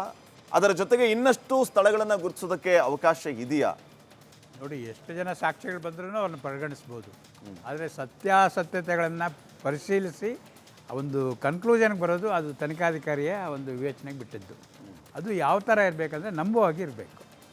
ಆಮೇಲೆ it should be based on facts, not on imaginations ಅಥವಾ ಅಸಂಪ್ಷನ್ ಆ್ಯಂಡ್ ಪ್ರೆಸೆಂಪ್ಷನ್ಸಲ್ಲಿ ಆಗಲ್ಲ. ಅದು that is the process of investigation. ಜೊತೆಗೆ ನಮ್ಮ ದಿನೇಶ್ ರಾವ್ ಹೇಳ್ದಂಗೆ ಡಿಫ್ರೆಂಟ್ ಟೀಮ್ಸ್ ಮಾಡಿ ಅಂತ, ಅದು ಆಗ್ಬೋದು. ಆದರೆ ಅದು ಸರ್ಕಾರ ಈಗಾಗಲೇ ಮಾಡಿರೋದು ಒಂದು ಪಾಯಿಂಟ್ಗೆ, ಇವನು ಏನು ಹೇಳ್ತಾನೆ ಇದನ್ನ ಪ್ರಕಾರ ಮಾಡಿ ಅಂತ. ಅದಕ್ಕೆ ಬೇರೆ ಸರ್ಕಾರದ ಆದೇಶಗಳು ಬೇಕಾಗುತ್ತೆ. ಇನ್ನೂ ಬೇಕಾದ್ರೆ ಬೇರೆ ಬೇರೆ ಅಧಿಕಾರಿಗಳು ಒಂದು ಟೀಮ್ ಮಾಡಿ ಇಂತಿಂಥ ಪ್ರದೇಶದಲ್ಲಿ ನೀವು ಮಾಡಿ ಅಂತ, ಪ್ರೊವೈಡೆಡ್ ಆ ತುಂಬ ರೀಚ್ ಆಗೋಕ್ಕೆ ಆಗದೇ ಇರೋಂಥ ಪ್ರದೇಶಗಳಿದ್ದರೆ ಹಾಗೆಲ್ಲ ಮಾಡ್ಬೋದು. ಆದರೆ ಈಗ ಒಂದು ಕೇಸು ಪ್ರೂವ್ ಆದರೂ ಸಾಕು, 100-300 ಆದರೂ ಕೂಡ ಅಷ್ಟೇ. ಈಗ ವೀರಪ್ಪ 130-140 ಕೊಲೆಗಳೆಲ್ಲ ಮಾಡಿದ್ದ. ಅವನು ಹೇಳ್ತಾ ಇದ್ದಂತೆ, ಒಂದು ಕೊಲೆ ಮಾಡಿದ್ರು ಇಷ್ಟೇ ಶಿಕ್ಷೆ, 100 ಮಾಡಿದ್ರು ಇಷ್ಟೇ. ಹಾಗಂತ ಅವನು ಪದೇ ಡೇ ಬೈ ಡೇ ಈ became more aggressive and started killing people. ಹಾಗೆ ಇಲ್ಲಿ ಕೂಡ ಇವನು ಕೂಡ ಹೇಳೋದು ಅಷ್ಟೇ, ಅವನು ಪಾರ್ಟಿ ಅಲ್ವಾ, ಸೊ ಇರ್ಬೋದು. ಆದರೆ ತನಿಖೆ ಭಾಳ ಒಂದು ರೀತಿಯ ಏನೋ ಶ್ರೇಷ್ಠ ಮಟ್ಟದಲ್ಲಿ ಆಗಬೇಕು, ಆಗ್ತಾ ಇದೆ ಅಂತ ನನ್ನ ಭಾವನೆ. ಆದರೆ ಕೆಲವು ತಪ್ಪುಗಳು ಆಗಿದ್ದಾವೆ, ಇಲ್ಲ ಅಂತ ಹೇಳೋದಿಲ್ಲ. ಆದರೆ ಒಂದು ಏನೋ ಅವ್ರಿಗೂ ಒಂದು ಆಲೋಚನೆ ಇರಲಿಲ್ಲ, ಇದು ಈ ಥರ ಒಂದು ಕಷ್ಟದಲ್ಲಿದೆ, ಎಲ್ಲ ಹೇಳಿರೋದು ನಿಜ ಇರ್ಬೋದು ಹಾಗೆ ಅಂತ ನಂಬಿಟ್ರು. ಆ ಬುರುಡೆಯಿಂದ ಇವರು ಶುರು ಮಾಡಬೇಕಾಯ್ತು. ಆ ಬುರುಡೆದು ಎಲ್ಲಿ ಸಿಕ್ತು, ಎಲ್ಲಿ ಆ ಒಂದು ಗ್ರೇವು, ಅದನ್ನಿಂದ ಎಕ್ಸ್ಪ್ಲೋರ್ ಮಾಡಬೇಕಿತ್ತು. ಯಾಕೆಂದರೆ ಅಲ್ಲಿಂದ ಅದು ಸಿಕ್ಕಿದ್ದಿದ್ರೆ ನಿಜ ಅಂತ ಆಗ್ತಿತ್ತು. ಆಮೇಲೆ ಕಾನ್ಫಿಡೆನ್ಸ್ ಜಾಸ್ತಿ ಬರ್ತಿತ್ತು. ಆಮೇಲೆ ಅವನ ಕಡೆಯಿಂದ ಒಂದು ಸ್ಯಾಂಪಲ್ ಗೋರಿನ ಮಾಡಿಸ್ಬೇಕಿತ್ತು. ಸ್ಯಾಂಪಲ್ ಗೋರಿ ಮಾಡೋಕ್ಕೆ ಎಷ್ಟು ಟೈಮ್ ತಗೊಂಡ ಅವನು ಹೇಳೋದು ಒಬ್ಬನೇ ಮಾಡಿದ್ದೀನಿ ಅಂತ. ಎಷ್ಟು ಟೈಮ್ ತಗೊಂಡ? ಆಮೇಲೆ ಮುಚ್ಚಲಿಕ್ಕೆ, ಎತ್ಕೊಂಡು ಹೋಗ್ಲಿಕ್ಕೆ ಸುಮಾರು ಎಲ್ಲ Fine, sir. ಎಲ್ಲ ಇದೆಲ್ಲ ಒಂದು ಯಾಕೆಂದ್ರೆ Process. To believe Yes, to believe the credentials of the informant. Okay, Vasanth Giliyar, Surya Mukundaraj ಅವರು ಈ ಬ್ರೇಕ್ಗಿಂತ ಮುಂಚೆ ಹಲವು ಪ್ರಶ್ನೆಗಳನ್ನ ಮಾಡ್ತಾ ಇದ್ರು. ಈಗ ನೀವು ಹೇಳ್ತಾ ಇದ್ದ ಪ್ರಕಾರ ಆ ಜಾಗ ಹಲವು ಆತ್ಮಹತ್ಯೆ ಮಾಡಿಕೊಳ್ಳುವಂತ ಸಿಗುವಂತ ಅನಾಥ ಶವಗಳು ಸಿಗುವಂತ ಜಾಗ ಅಂತ ಆದ್ರೆ, ಅಥವಾ ಅಲ್ಲಿ ಗುರುತಿಸಿರುವಂತಹ ಸ್ಪಾಟ್ಗಳು ಈ ಹಿಂದೆ ಬಹಳ ಜನ ಅಲ್ಲಿ ಆತ್ಮಹತ್ಯೆಯನ್ನ ಮಾಡ್ಕೊಳ್ತಾ ಇದ್ರು ಅನ್ನುವಂಥದ್ದಾದ್ರೆ ಅಲ್ಲಿ ಯಾಕೆ ಸೆಕ್ಯೂರಿಟಿಯನ್ನ ಗುರುತಿಸಲಿಲ್ಲ? ಇವೆಲ್ಲವೂ ಕೂಡ ನೀವು ಕಟ್ತಾ ಇರುವಂತ ಕಥೆಗಳು, ನೀವು ಹೇಳೋದೆಲ್ಲವನ್ನೂ ಕೂಡ ನಾವು ನಂಬಬೇಕಾ ಅನ್ನುವಂಥದ್ದು ಒಂದು ಕಡೆ ಆದ್ರೆ, ಈಗ ಧರ್ಮಸ್ಥಳದವರು ಕೂಡ ಈ ವಿಚಾರವನ್ನ ಹೇಳ್ತಾ ಇದಾರಲ್ಲ, ಅದನ್ನು ಯಾಕೆ ನಂಬಬೇಕು ಅನ್ನುವಂಥ ವಾದವೂ ಕೂಡ ಕೇಳಿ ಬರ್ತಾ ಇದೆ. ಏನ್ ಹೇಳ್ತೀರಿ ಸೂರ್ಯ ಮುಕುಂದರಾಜ್ ಅವರು ಈ ಪ್ರಶ್ನೆಗೆ? ಸರ್ ನೋಡಿ, ಸೂರ್ಯ ಮುಕುಂದರಾಜ್ ಅವರು ಹಿಟ್ ಅಂಡ್ ರನ್ ಮಾಡಿ ಹೋಗ್ತಾ ಇದ್ದಾರೆ. ನಾನು ಹಿಟ್ ಅಂಡ್ ರನ್ ಮಾಡಿದ್ದೀನಿ. ನಾನು ಕೇಳಿರೋ ಪ್ರಶ್ನೆಗೆ ಉತ್ತರ ಕೊಡಿ. ಯಾಕೆ ಅದು ಆತ್ಮಹತ್ಯೆ ಸ್ಪಾಟ್ ಅಂತ ಆದ್ರೆ UDR ಮಾಡಿರುವಂತಹ ದಾಖಲೆಗಳು ನಮ್ಮ ಹತ್ರ ಇವೆ ಸರ್. ಹಲೋ, ಕೇಳಿಸ್ತಾ ಇದೆಯಲ್ಲ? ಎಸ್ ಕೇಳಿಸ್ತಾ ಇದೆ. ವಸಂತ್ ಗಿಳಿಯಾರ್ ಮಾತಾಡಿ. ಸರ್, 1988 ಇಂದ 2025 ತನಕ, ಇವತ್ತಿನ ತನಕ ಆಗಿರುವ UDR 264 UDR ಎಲ್ಲಿ ಬರಿ ಮಾಡಿದ್ದಾರೆ, ಯಾವ ಸ್ಪಾಟು, ಎಲ್ಲ ದಾಖಲೆಗಳು ನಮ್ಮ ಬಳಿ ಇವೆ. ಸೂರ್ಯ ಮುಕುಂದರಾಜ್ಗೆ ಅಗತ್ಯ ಇದ್ರೆ ಅವರ ಕಚೇರಿಗೆ ನಾನು ಕಳಿಸ್ಕೊಡ್ತೀನಿ. ಒಂದು ಕಚೇರಿ ಕಳಿಸ್ಕೊಡಿ. CC ಕ್ಯಾಮೆರಾ ಅಳವಡಿಸಿಲ್ಲ ಅಂತ ಹೇಳಿ ಇವರು ಬೊಗಳೆ ಬಿಡ್ತಾ ಇದ್ದಾರೆ. ಇವರು ಬಂದಾಗ ಮಾತಾಡು, ಸ್ವಲ್ಪ ನಾಲ್ಗೆ ಕರೆಕ್ಟ್ ಆಗಿ ಇಟ್ಕೊಂಡು ಮಾತಾಡಕ್ಕೆ ಹೇಳಿ. 12 ಏನ್ ಬೊಗಳೆ ಬಿಡ್ತಾ ಇದ್ದಾರೆ, ಏನ್ ಪದ ಪ್ರಯೋಗ ಮಾಡ್ತಿದ್ದಾರೆ? ಸ್ವಲ್ಪ ಸಭ್ಯವಾಗಿ ಮಾತಾಡೋದು ತಿಳ್ಕೊಳ್ಳಿ ವಸಂತ್ ಗಿಳಿಯಾರ್. ಈ ತರ ಎಲ್ಲ ಮಾತಾಡಿದ್ರೆ ಸರಿ ಇರಲ್ಲ. ನಿಮಗೆ ಅಲ್ಲ, ಏನ್ ಬೊಗಳೆ ಬಿಡ್ತಾ ಇದೀರಿ ಅಂತ ಏನ್ ಹಂಗ್ ಮಾತಾಡ್ತೀಯ ನೀನು? ಸೂರ್ಯ ಮುಕುಂದರಾಜ್ ಚಾಲೆಂಜ್ ಮಾಡ್ತೀನಿ. ಚೌಕಟ್ಟು ಮೀರಿ ಹೋಗೋದು ಬೇಡ.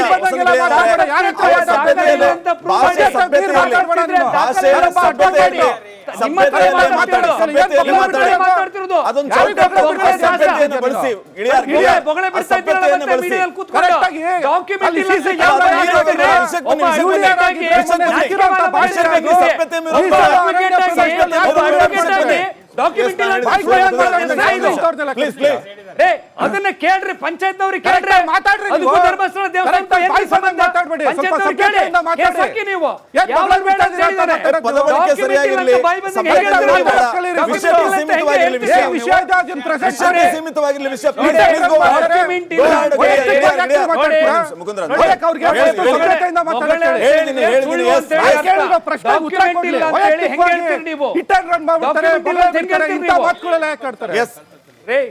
ಧರ್ಮಸ್ಥಳ ಗಿಳಿಯಾರ್ ಅಲ್ರೇ, ಇಲ್ಲಿ ಸಬ್ಜೆಕ್ಟ್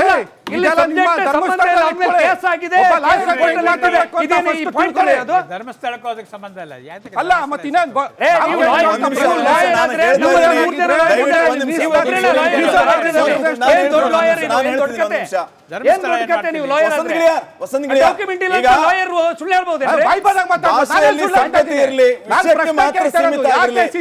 ವೈಯಕ್ತಿಕವಾದಂತ ಸಂಘರ್ಷ ಬೇಡ, ಜನರಿಗೆ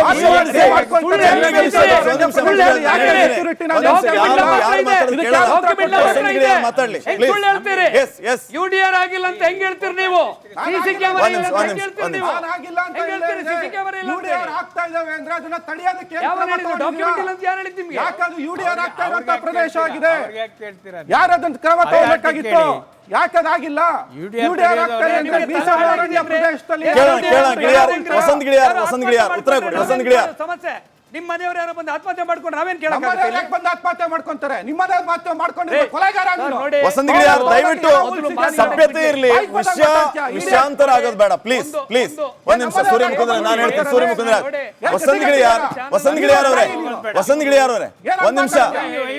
ಇಡೀ ಅಲ್ಲ, ಈ ಚರ್ಚೆಯನ್ನ ಎಲ್ಲರೂ ಗಮನಿಸ್ತಾ ಇದ್ದಾರೆ. ದಯವಿಟ್ಟು ವಿಷಯ ನಾನು ಹೇಳ್ತಿದ್ದೀನಿ. ಸೂರ್ಯ ಮುಕುಂದರಾಜ್, ಒಂದ್ ನಿಮಿಷ, ನಾನು ಹೇಳ್ತಿದ್ದೇನೆ. ವಿಷಯಾಂತರ ಆಗೋದು ಬೇಡ. ವಿಷಯ ಸರಳವಾಗಿ ನಾನು ಹೇಳ್ತೀನಿ. ಒಂದು ನಿಮಿಷ, ವಿಷಯಾಂತರ ಆಗೋದು ಬೇಡ. ಸೂರ್ಯ ಮುಕುಂದರಾಜ್ ಅವರು ಹೇಳ್ತಾ ಇರೋದು ಸಭ್ಯತೆ ಇರ್ಲಿ, ವಿಷಯವನ್ನ ವೀಕ್ಷಕರಿಗೆ ತಿಳಿಸ್ಕೊಡುವಂತ ಕೆಲಸ ಆಗ್ಲಿ. ವಸಂತ್ ಗಿಳಿಯಾರ್,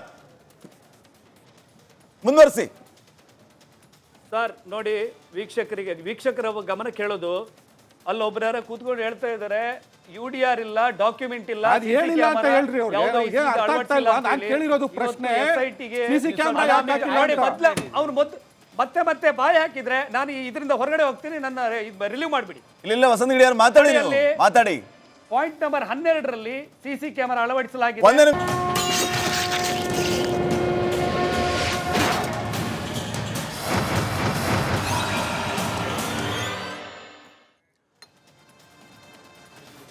ಚರ್ಚಾ ಕಾರ್ಯಕ್ರಮವನ್ನ ನಾನು ಮುಂದುವರಿಸ್ತಾ ಇದ್ದೀನಿ. ವಸಂತ್ ಗಿಳಿಯಾರ್, ಸೂರ್ಯ ಮುಕುಂದರಾಜ್, ನಿವೃತ್ತ ಪೊಲೀಸ್ ಅಧಿಕಾರಿ ನಾಗರಾಜ್ ನನ್ನ ಜೊತೆಗಿದ್ದಾರೆ.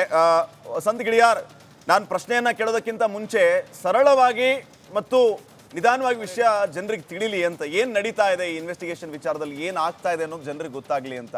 ಸಂಘರ್ಷಗಳು ಬೇಡ, ಜೊತೆಗೆ ನಾವು ಎಲ್ಲೇ ಮೀರೋದು ಬೇಡ. ಈಗ ಒಂದು ವಿಚಾರವನ್ನ ಏನಿಟ್ರು ಸೂರ್ಯ ಮುಕುಂದರಾಜ್ ಅಂತಂದ್ರೆ, ಆ ಬಂಗ್ಲೆಗುಡ್ಡ ಇತ್ಯಾದಿ ಜಾಗಗಳು ಏನಿದೆ ಅಲ್ಲಿ 200ಕ್ಕೂ ಹೆಚ್ಚು UDRಗಳು ಅಂತ, ಅಲ್ಲಿ ಆತ್ಮಹತ್ಯೆ ಮಾಡ್ಕೊಳ್ಳುವಂಥ ಸ್ಪಾಟ್ ಅದಾಗಿತ್ತು ಅಂತ ಆದಮೇಲೆ ಸೆಕ್ಯೂರಿಟಿ ಯಾಕೆ ಇಡಲಿಲ್ಲ? ಈಗ ಇಲ್ಲ ಸಲ್ಲದ ಕಥೆಗಳನ್ನು ಕಟ್ಟೋದು ಎಷ್ಟರ ಮಟ್ಟಿಗೆ ಸರಿ ಅನ್ನುವಂಥ ಪ್ರಶ್ನೆ ಸೂರ್ಯ ಮುಕುಂದರಾಜ್ ಅವರದ್ದು. ಇದರ ಜೊತೆಗೆ ಇನ್ನೊಂದು ಪ್ರಶ್ನೆ ನಾನು ಸೇರಿಸ್ತಾ ಇದ್ದೀನಿ ವಸಂತ್ ಗಿಳಿಯಾರ್. ಈಗ ಈ ಮುಸುಕುದಾರಿ ಯಾರದ್ದೋ ಕುಮ್ಮಕ್ಕಿನಿಂದ ಬಂದ ಅನ್ನುವಂಥ ವಿಚಾರಗಳು ಏನು ಭಾರಿ ಚರ್ಚೆ ಆಗ್ತಾ ಇದೆ. ಯಾರದ್ದೋ ಕುಮ್ಮಕ್ಕು ಅಂತಂದ್ರೆ ಯಾರ ಕುಮ್ಮಕ್ಕು, ಅವ್ರ ಉದ್ದೇಶ ಏನಾಗಿತ್ತು ಅಂತ, ಈ ಎರಡೂ ಪ್ರಶ್ನೆಗಳಿಗೆ ತಾವು ಉತ್ತರವನ್ನ ಕೊಡಿ ಗಿಳಿಯಾರ್. ಸರ್, ಧರ್ಮಸ್ಥಳಕ್ಕೆ ವರ್ಷಕ್ಕೆ ಹತ್ರ 50ರಿಂದ 1 ಕೋಟಿ ಜನ ಬರ್ತಾರೆ. ಸೆಕ್ಯೂರಿಟಿ ಇಲ್ಲ ಅಂತೇಳಿ ಅವ್ರು ಯಾಕಿಲ್ಲ ಅಂತ ಹೇಳಿ ಕೇಳ್ತಾ ಇದ್ರು ನನಗೆ ಗೊತ್ತಿಲ್ಲ. ಎಲ್ಲ ಭಾಗದಲ್ಲಿಯೂ ಕೂಡ CC ಕ್ಯಾಮೆರಾಗಳನ್ನು ಅಳವಡಿಸಲಾಗಿದೆ. 264 UDR ಆಗಿರುವಂಥದ್ದು 1988ರಿಂದ 2025 ತನಕದ್ದು. ಅಲ್ಲಿ ಎಲ್ಲೆಲ್ಲಿ ಬರಿ ಮಾಡಲಾಗಿದೆ ಎನ್ನುವ ಡಾಕ್ಯುಮೆಂಟ್ಗಳು, ಯಾವ ಜಾಗ ಯಾವ ಪ್ರದೇಶ ಅನ್ನುವುದನ್ನು ಪಂಚಾಯತ್ ದಾಖಲೆಗಳು ಈಗಲೂ ಇವೆ. ಯಾರು ಬೇಕಾದರೂ ಬಂದು ತಗೊಳ್ಬಹುದು. ಅಲ್ಲಿ ಎಲ್ಲ ಭಾಗದಲ್ಲೂ ಕೂಡ ಸೆಕ್ಯೂರಿಟಿಯವರು ಇದ್ದಾರೆ. ಕಾಡು ಭಾಗದ ಒಳಗಡೆ ಹೋಗಿ ಯಾರಾದರೂ ಸೂಸೈಡ್ ಮಾಡಿಕೊಂಡ್ರೆ ಅದನ್ನೆಲ್ಲ ಹಗಲು ರಾತ್ರಿ ಎಲ್ಲ ಕಾಯ್ತಾ ಇರೋಕ್ಕಾಗೋದಿಲ್ಲ. CC ಕ್ಯಾಮೆರಾಗಳಿವೆ. ಈಗ ಮೊನ್ನೆ ಅಷ್ಟೇ ಕಿರಣ್ ಅಂತೇಳಿ ಒಬ್ಬ ಹುಡುಗ ಸೂಸೈಡ್ ಮಾಡಿಕೊಂಡ. ಇದನ್ನೆಲ್ಲ ಯಾರು ಸೂಸೈಡ್ ಮಾಡ್ಕೊತಾರೆ? ಏನು ಸೆಕ್ಯೂರಿಟಿ ಬೇಕು?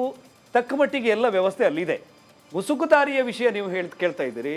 ಮುಸುಕುದಾರಿ ಪೊಲೀಸಿಗೆ ಹಾಜರಾಗುವ ಮೊದಲೇ, ಮ್ಯಾಜಿಸ್ಟ್ರೇಟ್ ಬಂದು ಅದನ್ನು ಸ್ಥಳವನ್ನು ಮಹಾಜರು ಮಾಡುವ ಮೊದಲೇ ಇವರೇ ತಲವಾರು ಹಿಡ್ಕೊಂಡು ಹೋಗಿ, ಕತ್ತಿ ಹಿಡ್ಕೊಂಡು ಹೋಗಿ ಆ ದೇಹದಿಂದ ಅಸ್ಥಿಪಂಜರವನ್ನು ಬೇರೆ ಮಾಡಿ ಬುರುಡೆನ ಹಿಡ್ಕೊಂಡು ಪೊಲೀಸ್ ಸ್ಟೇಷನಿಗೆ ಬರ್ತಾರೆ ಅಂತ ಹೇಳಿದರೆ, ಇದು ಯಾವ ದೇಶದಲ್ಲಿ ಹಿಂಗೆ ನಡೆಯೋಕ್ಕೆ ಸಾಧ್ಯ ಇದೆ?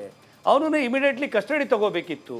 ಇದರ ಜೊತೆಗೆ ಗಿರೀಶ್ ಮಟ್ಟಣ್ಣನವ್ರು ಎನ್ನುವಂಥ ವ್ಯಕ್ತಿ 24 ವರ್ಷದ ಹೆಣ್ಣು ಮಗುವಿನ ತಲೆಬುರುಡೆ ಅಂಥೇಳಿ ತನ್ನ ಯೂಟ್ಯೂಬ್ ಮೂಲಕ ಅವರು ಪ್ರಚಾರ ಮಾಡ್ತಾ ಇದ್ದಾರೆ. ಇದು ಇಡೀ ರಾಜ್ಯದಲ್ಲಿ ನಮ್ಮ ಶ್ರೀ ಕ್ಷೇತ್ರ ಧರ್ಮಸ್ಥಳದಲ್ಲಿ ಈ ರೀತಿಯ ಅನಾಗರಿಕವಾದಂಥ ಕೆಲಸಗಳಾಗ್ತಿವೆ ಎನ್ನುವ ರೀತಿಯಲ್ಲಿ ಬಿಂಬಿಸುವ ಕೆಲಸವನ್ನು ಇವ್ರು ಮಾಡ್ತಾ ಇರೋದು. ಹಾಗಿದ್ರೆ ಗಿರೀಶ್ ರಾವ್ ಮಟ್ಟಣ್ಣ ಅವರಿಗೆ ಯಾರು ಈ ಸೋರ್ಸನ್ನು ಕೊಟ್ಟರು? ಯಾರು ಈ ಡಾಕ್ಯುಮೆಂಟನ್ನು ಕೊಟ್ಟರು? ಸಜ್ಜನ ಸಮಾಜ ಇದನ್ನು ಇವತ್ತು ಪ್ರಶ್ನೆ ಮಾಡ್ತಾ ಇದೆ. ಯಾರು ಉತ್ತರ ಕೊಡಬೇಕಾದವರು? ಉತ್ತರ ಕೊಡಬೇಕಾದವರು SIT ಅವರು. SIT ಅವರು ಗಿರೀಶ್ ರಾವ್ ಮಟ್ಟಣ್ಣನವ್ರನ್ನ ತನಿಖೆ ಒಳಪಡಿಸ್ಬೇಕು. ನಿಮ್ಗೆ ಯಾರ್ರಿ, ನಿಮ್ಗೆ ಯಾವ ಸೋರ್ಸಿಂದ ಸಿಕ್ತು ಮಾಹಿತಿ ಅಂತೇಳಿ ಕೇಳಬೇಕು. 24 ವರ್ಷದ ಹೆಣ್ಮಗುವಿಂದು ಅದು ಅವನು ಯೂನಿಫಾರ್ಮ್ ಸಮೇತ ಇಲ್ಲೇ ಹುಗ್ದಿದ್ದಾನೆ ಅನ್ನುವ ಮಾಹಿತಿಯನ್ನು ಇವ್ರು ಹೆಂಗೆ ಸಾರ್ವಜನಿಕವಾಗಿ ಸಾರ್ಲಿಕ್ಕೆ ಸಾಧ್ಯ? ಇಲ್ಲಿ ಕಳೆದ 2 ವರ್ಷಗಳಿಂದ ಇದೇ ರೀತಿಯ ಆರೋಪಗಳನ್ನು ಇವರು ಮಾಡ್ತಲೇ ಬಂದಿದ್ದಾರೆ. ಈಗ ಜಯಂತ್ ತಂಗಪ್ಪನ್ ಎನ್ನುವಂಥ ವ್ಯಕ್ತಿ ನಾನು ನೋಡಿದ್ದೆ ಅಂತೇಳಿ ಮೊನ್ನೆ ಅಷ್ಟೇ SITಗೆ ದೂರು ಕೊಡ್ತಾನೆ. ಇವನು ಇದೇ ಹೋರಾಟದಲ್ಲಿ ಇದ್ದಂಥ ವ್ಯಕ್ತಿ. ಹೆಂಗೀಗ ಸಡನ್ ಆಗಿ ಅವನಿಗೆ ಜ್ಞಾನೋದಯ ಆಯಿತು ಕೊಡಬೇಕು ಅಂತೇಳಿ ಮೊಹಮ್ಮದ್ ಸಮೀರ್ ಎನ್ನುವಂಥ ಒಬ್ಬ ವ್ಯಕ್ತಿ, ಆ ಮೊಹಮ್ಮದ್ ಸಮೀರು ಒಂದು ವಿಡಿಯೋ ಮಾಡಿ 1000 ಶವಗಳಲ್ಲಿ ಹೂಳಲಾಗಿದೆ, ಬರಿ ಮಾಡಿದ್ದಾರೆ, ಅದೆಲ್ಲ ಅತ್ಯಾಚಾರಕ್ಕಾದ ಹೆಣ್ಣು ಮಕ್ಕಳು ಅಂತೇಳಿ ಹೇಳ್ತಾರೆ. ಮೊಹಮ್ಮದ್ ಸಮೀರ್ ಯಾವ ದಾಖಲೆಗಳನ್ನು ಇಟ್ಕೊಂಡು ಇದನ್ನು ಹೇಳ್ತಾನೆ ನೋಡಿ. ಇದೀಗ ನಿಮ್ಗೆ ಅನ್ಸಲ್ವಾ ಸರ್? ಇದು ನಮ್ಮ ಧರ್ಮಸ್ಥಳ ತಿರುಪತಿ ಅಂತ ಹೇಳಿದರೆ, ಯಾರಾದರೂ ನಿಮಗೆ ದಾರಿ ಮೇಲೆ ಸಿಗದವರು ನಾನು ತಿರುಪತಿ ಹೋಗ್ತೀನಿ ಅಂತ ಹೇಳಿದ್ರೆ ನೀವೇನು ಅನ್ಕೋತೀರಿ? ತಿರುಪತಿ ತಿಮ್ಮಪ್ಪನ ದರ್ಶನಕ್ಕೆ ಹೋಗ್ತಾ ಇದ್ದಾರೆ ಅಂತ ಅನ್ಕೋತೀರಿ. ಧರ್ಮಸ್ಥಳಕ್ಕೆ ಅಂತ ಹೇಳಿದ್ರೆ ಮಂಜುನಾಥನ ದರ್ಶನಕ್ಕೆ ಅಂತ ಅನ್ಕೋತಾರೆ.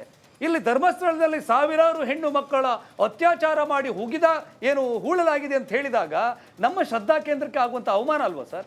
ನಾವು ಪೂಜಿಸುವಂಥ, ನಾವು ಆರಾಧಿಸುವಂಥ ಆ ಧರ್ಮಾಧಿಕಾರಿ ಪೀಠದ ಧರ್ಮಾಧಿಕಾರಿಗಳ ಮುಖಕ್ಕೆ ಶವದ ಅಸ್ಥಿಪಂಜರದ ಅದರ ತಲೆಬುರುಡೆಯನ್ನು ಅಂಟಿಸಿ ಇವರು ಸೋಷಿಯಲ್ ಮೀಡಿಯಾದಲ್ಲಿ ಹಾಕ್ತಾ ಇದ್ದಾರೆ. ಕಾವಂದ ಎನ್ನುವಂಥ ಪವಿತ್ರವಾದ ಪದಕ್ಕೆ ಒಬ್ಬ ಯೂಟ್ಯೂಬರ್ ಕಾಮಂದ ಅಂತ ಹೇಳಿದ್ದಾನೆ. ಇವತ್ತು ಬಹುಶಃ ಧರ್ಮಸ್ಥಳದಲ್ಲಿ ಉದ್ವಿಗ್ನಗೊಂಡಂಥ ಸಾರ್ವಜನಿಕರು ಅವನಿಗೆ ಚೆನ್ನಾಗಿ ಬಾರಿಸಿ ಕಳಿಸಿದ್ದಾರೆ. ಇದೆಲ್ಲ ಆಗ್ಲಿಕ್ಕೆ ಯಾರು ಕಾರಣ? ಇವತ್ತು ಆ ಯೂಟ್ಯೂಬರ್ ಏನು ಹೇಳ್ತಾ ಇದ್ದ, ನಮಗೆ ಮೂಲದಿಂದ SIT ಮೂಲದಿಂದ ಸಿಕ್ಕ ಮಾಹಿತಿ, ಅಲ್ಲಿ ರಾಶಿ ಅಸ್ಥಿಪಂಜರಗಳು ಸಿಕ್ಕಿವೆ. ಹಾಗಿದ್ರೆ ಮೇನ್ ಸ್ಟ್ರೀಮ್ ಮೀಡಿಯಾಕ್ಕೆ ಸಿಗದೇ ಇರುವಂಥ ಮಾಹಿತಿಯನ್ನು SIT ಅವರು ಇವ್ರು ಹೆಂಗೆ ಕೊಡ್ತಾರೆ? ನನಗೊಂದು ಬಲವಾದ ಅನುಮಾನ ಇದೆ. SIT ಭೀಮಾ ಎನ್ನುವ ವ್ಯಕ್ತಿಯನ್ನ ತನ್ನ ಸುಪರ್ದಿಗೆ ಪಡೆಯದೆ ಗಿರೀಶ್ ರಾವ್ ಮಟ್ಟಣ್ಣನವರು ಎಲ್ಲಿ ತಂಗಿದ್ದಾರೋ ಅದೇ ಮನೆಯಲ್ಲಿ ಭೀಮನನ್ನ ಅನಾಮಿಕ ವ್ಯಕ್ತಿಯನ್ನ ಉಳ್ಕೊಳ್ಳಿಕ್ಕೆ ಬಿಟ್ಟಿದ್ದಾರೆ. ಗಿರೀಶ್ ರಾವ್ ಮಟ್ಟಣ್ಣನವರು ವಿಡಿಯೋ ಮಾಡಿ ಹೇಳ್ತಾರೆ, ಇವತ್ತು ಸೌಜನ್ಯ ದೇವಿಗೆ ನಮಸ್ಕಾರ ಮಾಡ್ದ, ಚಾಮುಂಡಿಗೆ ಅಡ್ಡ ಬಿದ್ದ, ಅಲ್ಲೋಗಿ ತೀರ್ಥ ಕುಡ್ದ, ಹೀಗ್ ಬಂದ ಹಾಗೆ ಬಂದ. ಹಾಗಿದ್ರೆ ವಸಂತ ಗಿಳಿಯಾರ್ ಹೇಳ್ತಿರೋದೇನಂತಂದ್ರೆ, ಈಗ ಕ್ಷೇತ್ರದಲ್ಲಿ ಮೊದಲಿನಿಂದನೂ ಎಲ್ಲಾ ನೀಟಾದ ವ್ಯವಸ್ಥೆನೇ ಇದೆ, ಸೆಕ್ಯೂರಿಟಿ ಮತ್ತೊಂದು ಮಗದೊಂದು, ಸತ್ಯವನ್ನ ನಿಮಗೆ ಅರಗಿಸ್ಕೊಳ್ಳೋದಕ್ಕಾಗ್ತಾ ಇಲ್ಲ, ಅದಕ್ಕೆ ಇಲ್ಲ ಸಲದ ಆರೋಪ ಮಾಡ್ತಾ ಇದ್ದೀರಿ ಅಂತ ಹೇಳಿ. ಇದು ನನ್ನ ಪ್ರಶ್ನೆ ಇಲ್ಲ. As A police officer, as A journalist, as A lawyer, ನೀವು ಅಲ್ಲಿ ಏನಾಗ್ತಾ ಇದೆ ಅಂತ ನೋಡಿದಾಗ, ನಿಮಗೆ ಕಳೆಬರಗಳು ಸಿಗ್ತಾ ಇದೆ ಅಂತ ಅಂದಾಗ, ಯಾಕೆ ಸಿಗ್ತಾ ಇದೆ? ಒಂದು ಮೀಸಲು ಅರಣ್ಯ ಪ್ರದೇಶದಲ್ಲಿ ನೀವು ಹುಲ್ಕಡ್ಡಿನೂ ಆಚೆಗಡೆ ತೊಗೊಂಬರಂಗಿಲ್ಲ, ಯಾರು ಒಳಗಡೆನೂ ಕೂಡ ಹೋಗಂಗಿಲ್ಲ, ಅಂಥ ಕಡೆ ಇವ್ನು ಕರ್ಕೊಂಡೋಗಿ ಅಸ್ಥಿ ಪಂಜರಗಳು ಸಿಗ್ತಾ ಇದೆ ಅಂದರೆ ಹೇಗೆ ಸಿಗ್ತಾ ಇದೆ? ಆಮೇಲೆ ವಸಂತ್ ಗಿಳಿಯಾರು ಏನು ಅಥಾರಿಟಿ ಇಟ್ಕೊಂಡಿದ್ದಾರೆ? ವಸಂತ್ ಗಿಳಿಯಾರು ದಕ್ಷಿಣ ಕನ್ನಡದ DC ನಾ, ಇಲ್ಲ ಧರ್ಮಸ್ಥಳದ ಒಂದು ಆಡಳಿತವನ್ನು ಇಟ್ಕೊಂಡಿರೋವಂಥ ವ್ಯಕ್ತಿನ, ಅಥವಾ ರೇಂಜ್ ಫಾರೆಸ್ಟ್ ಆಫೀಸರಾ, ಇಲ್ಲ ಪೊಲೀಸ್ ಅಧಿಕಾರಿನಾ? ನಾನು ಕೇಳಿರೋಂಥ ಪ್ರಶ್ನೆ ಜನರಲ್ ಆಗಿರುವಂಥ ಪ್ರಶ್ನೆ. ವಸಂತ್ ಗಿಳಿಯಾರ್ ತಾನೇ ಉತ್ತರ ಯಾಕೆ ಕೊಡಬೇಕು? ವಸಂತ್ ಗಿಳಿಯಾರ್ಗೆ ಏನು ಮಾಹಿತಿ ಇದೆ, ಏನು ಅಥಾರಿಟಿ ಇದೆ? ಅಲ್ಲಿ CC ಕ್ಯಾಮ್ರಾ ಇದೆ, ಅಲ್ಲಿ ಆ ಥರ ಇದೆ, ಈ ಥರ ಇದೆ, ಸುಮಾರು ಜನ ಸೆಕ್ಯೂರಿಟಿಗಳನ್ನ ಕೊಟ್ಟಿದ್ದೀವಿ ಅಂತ ಯಾವ ದಾಖಲೆಗಳನ್ನ ಇಟ್ಕೊಂಡು ಹೇಳ್ತಾರೆ ವಸಂತ್ ಗಿಳಿಯಾರ್? ಒಂದು ಅದನ್ನ ಸಂಬಂಧಪಟ್ಟ ಅಧಿಕಾರಿಗಳು ಹೇಳಬೇಕು. ಅಧಿಕಾರಿಗಳು ಇಲ್ಲದೆ ವೈಯಕ್ತಿಕವಾಗಿ ಒಬ್ಬ ಖಾಸಗಿ ವ್ಯಕ್ತಿ ಹೇಗೆ ಹೇಳಕ್ ಸಾಧ್ಯ? ಆಮೇಲೆ ಅದನ್ನ ಈಗ ಅವನು ಗಿರೀಶ್ ಮಟ್ಟಣ್ಣನವ್ರು ಏನ್ ಹೇಳ್ತಾರೆ, ಇವ್ರೇನ್ ಹೇಳ್ತಾರೆ ಅನ್ನೋದು ಮುಖ್ಯ ಅಲ್ಲ. ಈಗ ಒಂದೇ ಒಂದು ತಲೆ ಬುರುಡೆ ಸಿಕ್ಕಿದ್ರು ಕೂಡ ಅಲ್ಲಿ ಇದನ್ನ ಮಾಡ್ದಂಗೆ ಪ್ರಶ್ನೆಯನ್ನ ಕೇಳಿದಾಗ ಇನ್ನೊಂದ್ ಕಡೆ ಪ್ಯಾನೆಲ್ ನಲ್ಲಿ ಇರೋರು ತಾನೇ ಉತ್ತರ ಕೊಡ್ಬೇಕು. ವಸಂತ ಗಿಳಿಯಾರ್ರಿ ಅಥಾರಿಟಿ ಏನಿದೆ ನಿಮಗೆ? ಸಂರಕ್ಷಣಾ ಏನ್ ಸಮಿತಿಯಲ್ಲಿ ಅಥಾರಿಟಿ ಇದೆ? ನೀವು ಸರ್ಕಾರಿ ಅಧಿಕಾರಿನಾ, ರೇಂಜ್ ಫಾರೆಸ್ಟ್ ಆಫೀಸರಾ, DC ನಾ, ಪೊಲೀಸ್ ಅಧಿಕಾರಿನಾ? ನಿಮ್ಮ ಹತ್ರ ಏನ್ ಮಾಹಿತಿ ಇದೆ? SIT ಅವರು ನಿಮ್ಗೆ ಹೇಳ್ತಾ ಇದಾರಾ?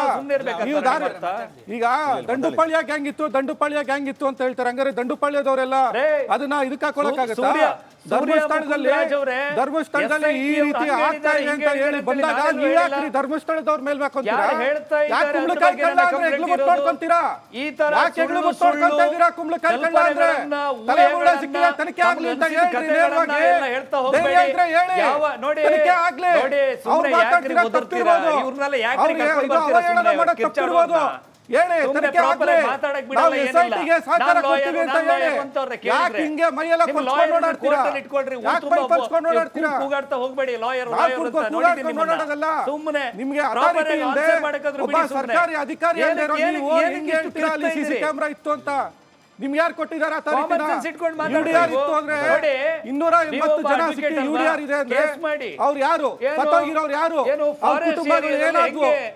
ದಫನ್ ಮಾಡಿರುವಂತ ದೇಹಗಳು ಅನಾಥ ಶವನ ಅವ್ರ ಫ್ಯಾಮಿಲಿಗಳು ಯಾರು? ಯಾಕೆ ಅವ್ರ ಫ್ಯಾಮಿಲಿ ಬಂದು ಕ್ಲೈಮ್ ಮಾಡಿಲ್ಲ? ಆ ಮಾಹಿತಿ ಎಲ್ಲ ಬೇಕಲ್ಲ. ಇದು ಸಾರ್ವಜನಿಕರು ಕೇಳುವಂತ ಪ್ರಶ್ನೆ. ಯಾಕೆ ನೀವು ಅದಕ್ಕೆ ಅಷ್ಟೊಂದು ಇದು ಭಯಗ್ರಸ್ತರಾಗ್ತೀರಾ? ಯಾಕೆ ಅಷ್ಟೊಂದು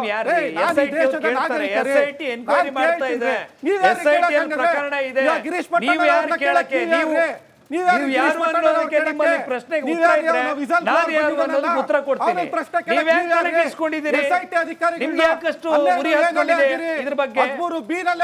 ಕೇಳಕ್ ನೀವ್ ಯಾರ್ರಿ? ತನಿಖೆ ನಿಂಗೆ ಮಾಡ್ರಿ ಅಂತ ಕೇಳಕ್ ನೀವ್ ಯಾರ್ರಿ? ಇದನ್ನ ಪ್ರಶ್ನೆ ಮಾಡಬೇಡ ಅಂತ ಕೇಳಕ್ ನೀವ್ ಯಾರು? ಪಾಯಿಂಟ್ ಮಾಡಿದ್ದು ಯಾರ್ರಿ? ಪಾಯಿಂಟ್ ಮಾಡಿದ್ದು ಅನಾಮಿಕ ವ್ಯಕ್ತಿ. ನಾಳೆ ಅವನು ನೋಡಿ ಅನಾಮಿಕ ವ್ಯಕ್ತಿ ಬಂದ್ಬಿಟ್ಟು ಧರ್ಮಸ್ಥಳದ ಅಲ್ಲಿ ಆ ಬೀಡಿನ ಒಳಗಡೆ ಉಗ್ದಿದ್ದೀನಿ ಅಂತ ಹೇಳಿ ಅಲ್ಲೂ ಆಗಿದ್ದೀರಿ ನೀವು. ಏನಾದ್ರೂ ಒಂದು ಚೂರಾದ್ರೂ ಸಿಕ್ಕಿದೆ SIT ಅವ್ರು ನಮ್ಗೆ ಸಬ್ಮಿಟ್ ಮಾಡ್ಬೇಕಲ್ಲ. ಭಯ ಯಾಕೆ? ತನಿಖೆ ಆಗ್ಲಿ, ಎದುರಿಸಿ ತನಿಖೆನ. ಯಾಕೆ ನಿತ್ಯ ಭಯ ಯಾರಿಗ್ರಿ? ಸುಳ್ಳು ಅಲ್ಲಲ್ಲ, ಹಲವು ಹೋರಾಟಗಾರರ ಪ್ರಶ್ನೆ ಏನಂತಂದ್ರೆ, ಈಗ ಆ ವಿಸಿಲ್ ಬ್ಲೋವರ್ ಏನಿದಾನೆ ಅಥವಾ ಆ ಮುಸುಕುದಾರಿ ವ್ಯಕ್ತಿ ಏನು ಸ್ಥಳಗಳನ್ನ ತೋರಿಸ್ತಾ ಇದ್ದಾನೆ, ಆತ ತೋರಿಸ್ತಾ ಇರುವಂತ ವ್ಯಕ್ತಿಗಳು ಆ ಸ್ಥಳಗಳನ್ನ ಆಗಿದಾಗ ಅಲ್ಲಿ ಮೂಳೆಗಳು ಸಿಗ್ತಾ ಇದೆ. ಆ ಮೂಳೆಗಳು ಸಿಗ್ತಾ ಇದೆ ಅಂತಂದ್ರೆ ಆ ಸತ್ಯನ ಒಪ್ಕೊಂಡು ತನಿಖೆ ಆಗ್ಲಿ, ಸತ್ಯ ಏನೇ ಇರ್ಲಿ ಅದು ಆಚೆ ಬರಲಿ, ಅದನ್ನ ನೀವು ಯಾಕೆ ಬೆಂಬಲಿಸಬಾರದು ಅನ್ನುವಂಥ ಪ್ರಶ್ನೆಯನ್ನ ಮಾಡ್ತಾ ಇದ್ದಾರೆ. ನಂಬರ್ 1. ಇದರ ಜೊತೆಗೆ ಮುಸುಕುದಾರಿ ವ್ಯಕ್ತಿ ಕಣ್ಣಾರೆ ಕಂಡಂತ ಸಾಕ್ಷಿ, ಒಂದ್ ನಿಮಿಷ ಗಿಳಿಯಾರ್ ಮುಗಿಸ್ಬಿಡ್ತೀನಿ. ಮುಸುಕುದಾರಿ ವ್ಯಕ್ತಿ ಕಣ್ಣಾರೆ ಕಂಡಂತ ಸಾಕ್ಷಿ ಆತನಿಗೆ ಶವ ಕೊಟ್ಟಿದ್ಯಾರು, ಇಲ್ಲೇ ಹೂಳು ಅಂತ ಹೇಳಿದ್ಯಾರು, ಇದೆಲ್ಲ ಆಚೆ ಬರ್ಬೇಕಲ್ವಾ? ಸತ್ಯ ಆಚೆ ಬರ್ಬೇಕು ಅಂದ್ರೆ ತನಿಖೆ ಆಗ್ಲಿ. ನೀವ್ಯಾಕೆ ಅದಕ್ಕೆ ವರ್ಡಿಕ್ಟ್ ಕೊಡ್ತಾ ಇದ್ದೀರಿ ಅನ್ನುವಂಥದ್ದು ಹಲವು ಹೋರಾಟಗಾರ ಪ್ರಶ್ನೆ. ಆ ಹೋರಾಟಗಾರಿಗೆ ನಿಮ್ಮ ಉತ್ತರ ಏನು?